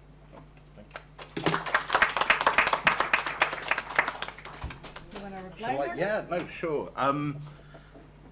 These are just absolutely fantastic comments from both of you. Absolutely, like convincing, right? I think most of my response is that you're right. So let me say something in exculpation of this, of wanting actually to kind of keep hold of the centrality of this term, but then give it this other kind of, have this other kind of account of redistribution, but to want to sort of save the central idea. And I think that you're absolutely right, Rosia, that it's the really interesting the really interesting idea to keep hold of is the idea of a kind of social egalitarian, an account of the value of equality that has a full sense of what might be important in egalitarian social relations, that doesn't just dissolve down into facts about the distribution of medium-sized dry goods, as J.L. Austin would say. And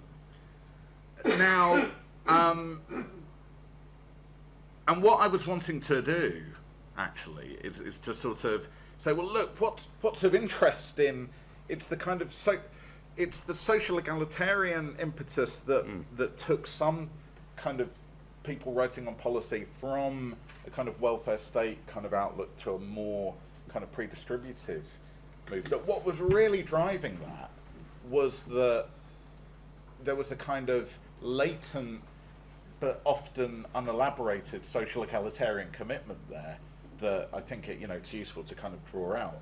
But I think you're right that then I should just call it what it is, which is that, right? And then the kind of the labels in terms of names for different kinds of policies or aims, or exactly what I'm not sure of the kind of categorical distinctions there, or ought to kind of be separate.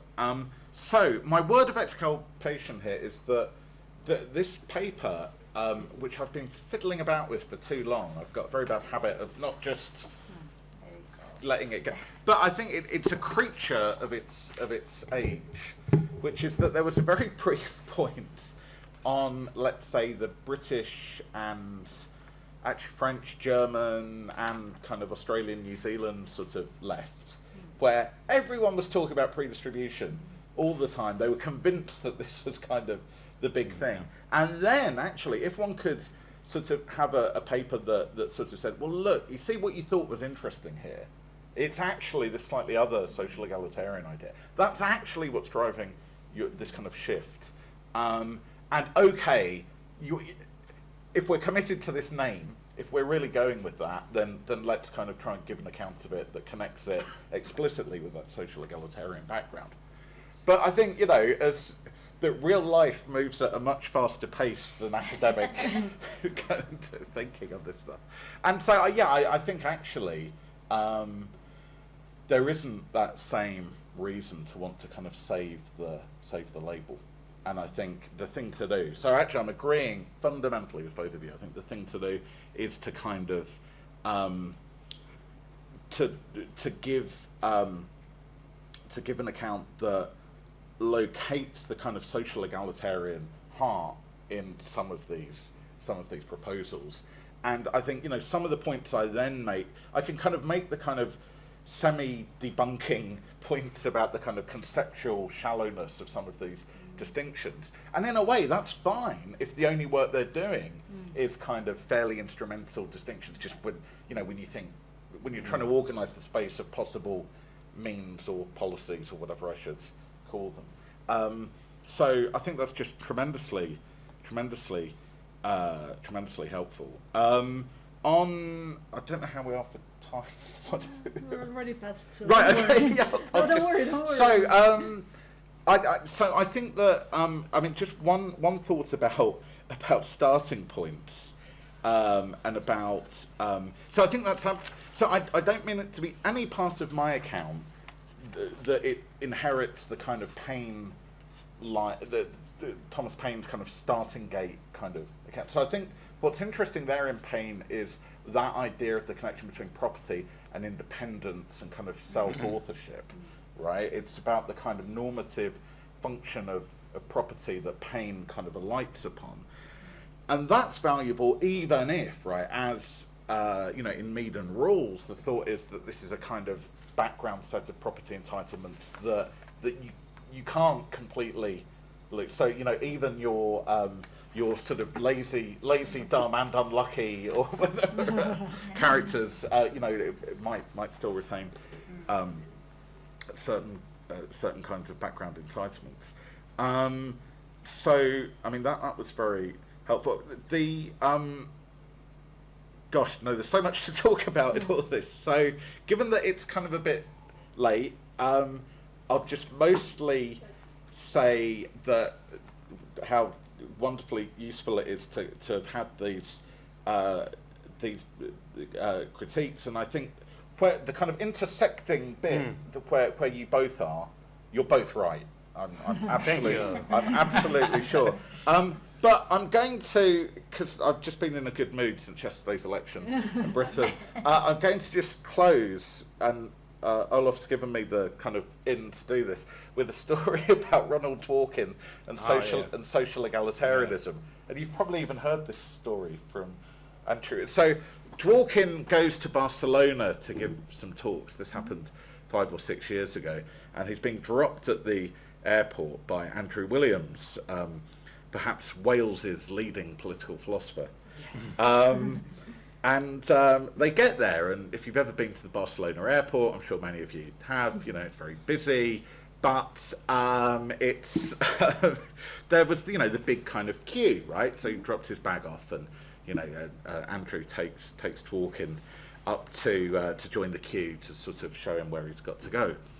And Dworkin looks at the queue and says,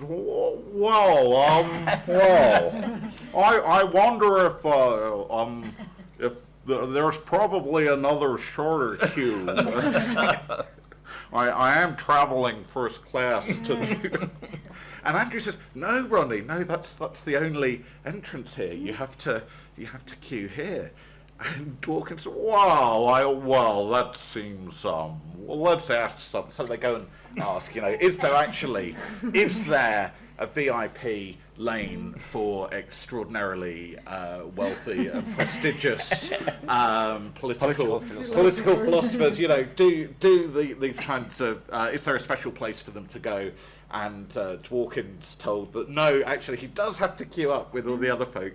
And then apparently he turned to Andrew and said, wow, how very democratic.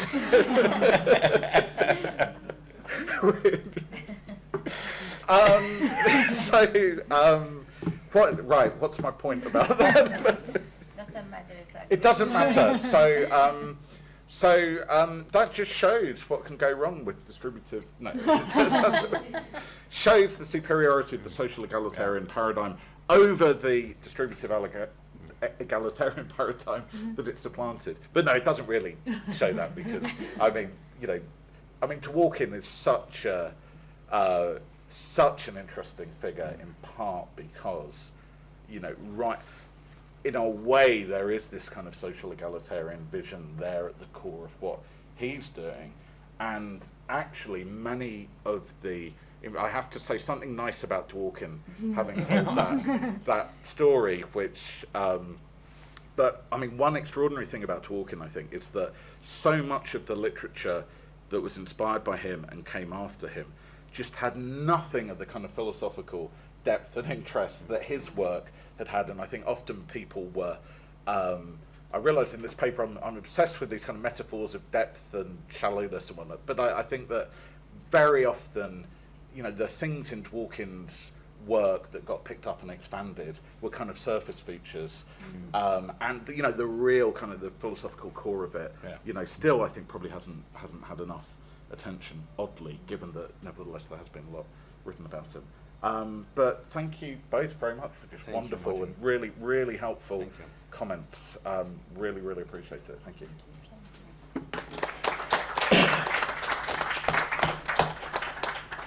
Muchas gracias a todos por venir y si alguien tiene interés, el lunes estamos en la Universidad de Valparaíso con Martín a las 12, en una segunda parte de este seminario. No, Oh, different, yeah, different. Different paper. I bet Different that paper. What really Different convinced paper. you to change the pre-distribution was the Guardian. The Guardian is an It's ugly an- word. and it- well, it's No a- one can fight against It it. is an ugly word. They were right. That's the most convincing argument. Yes. They're definitely right. Happy? Yeah, no, that was. I am unable to join you for a drink because I have a little son that I have to pick up. Good. He's with his grandma now and she's probably lost her patience.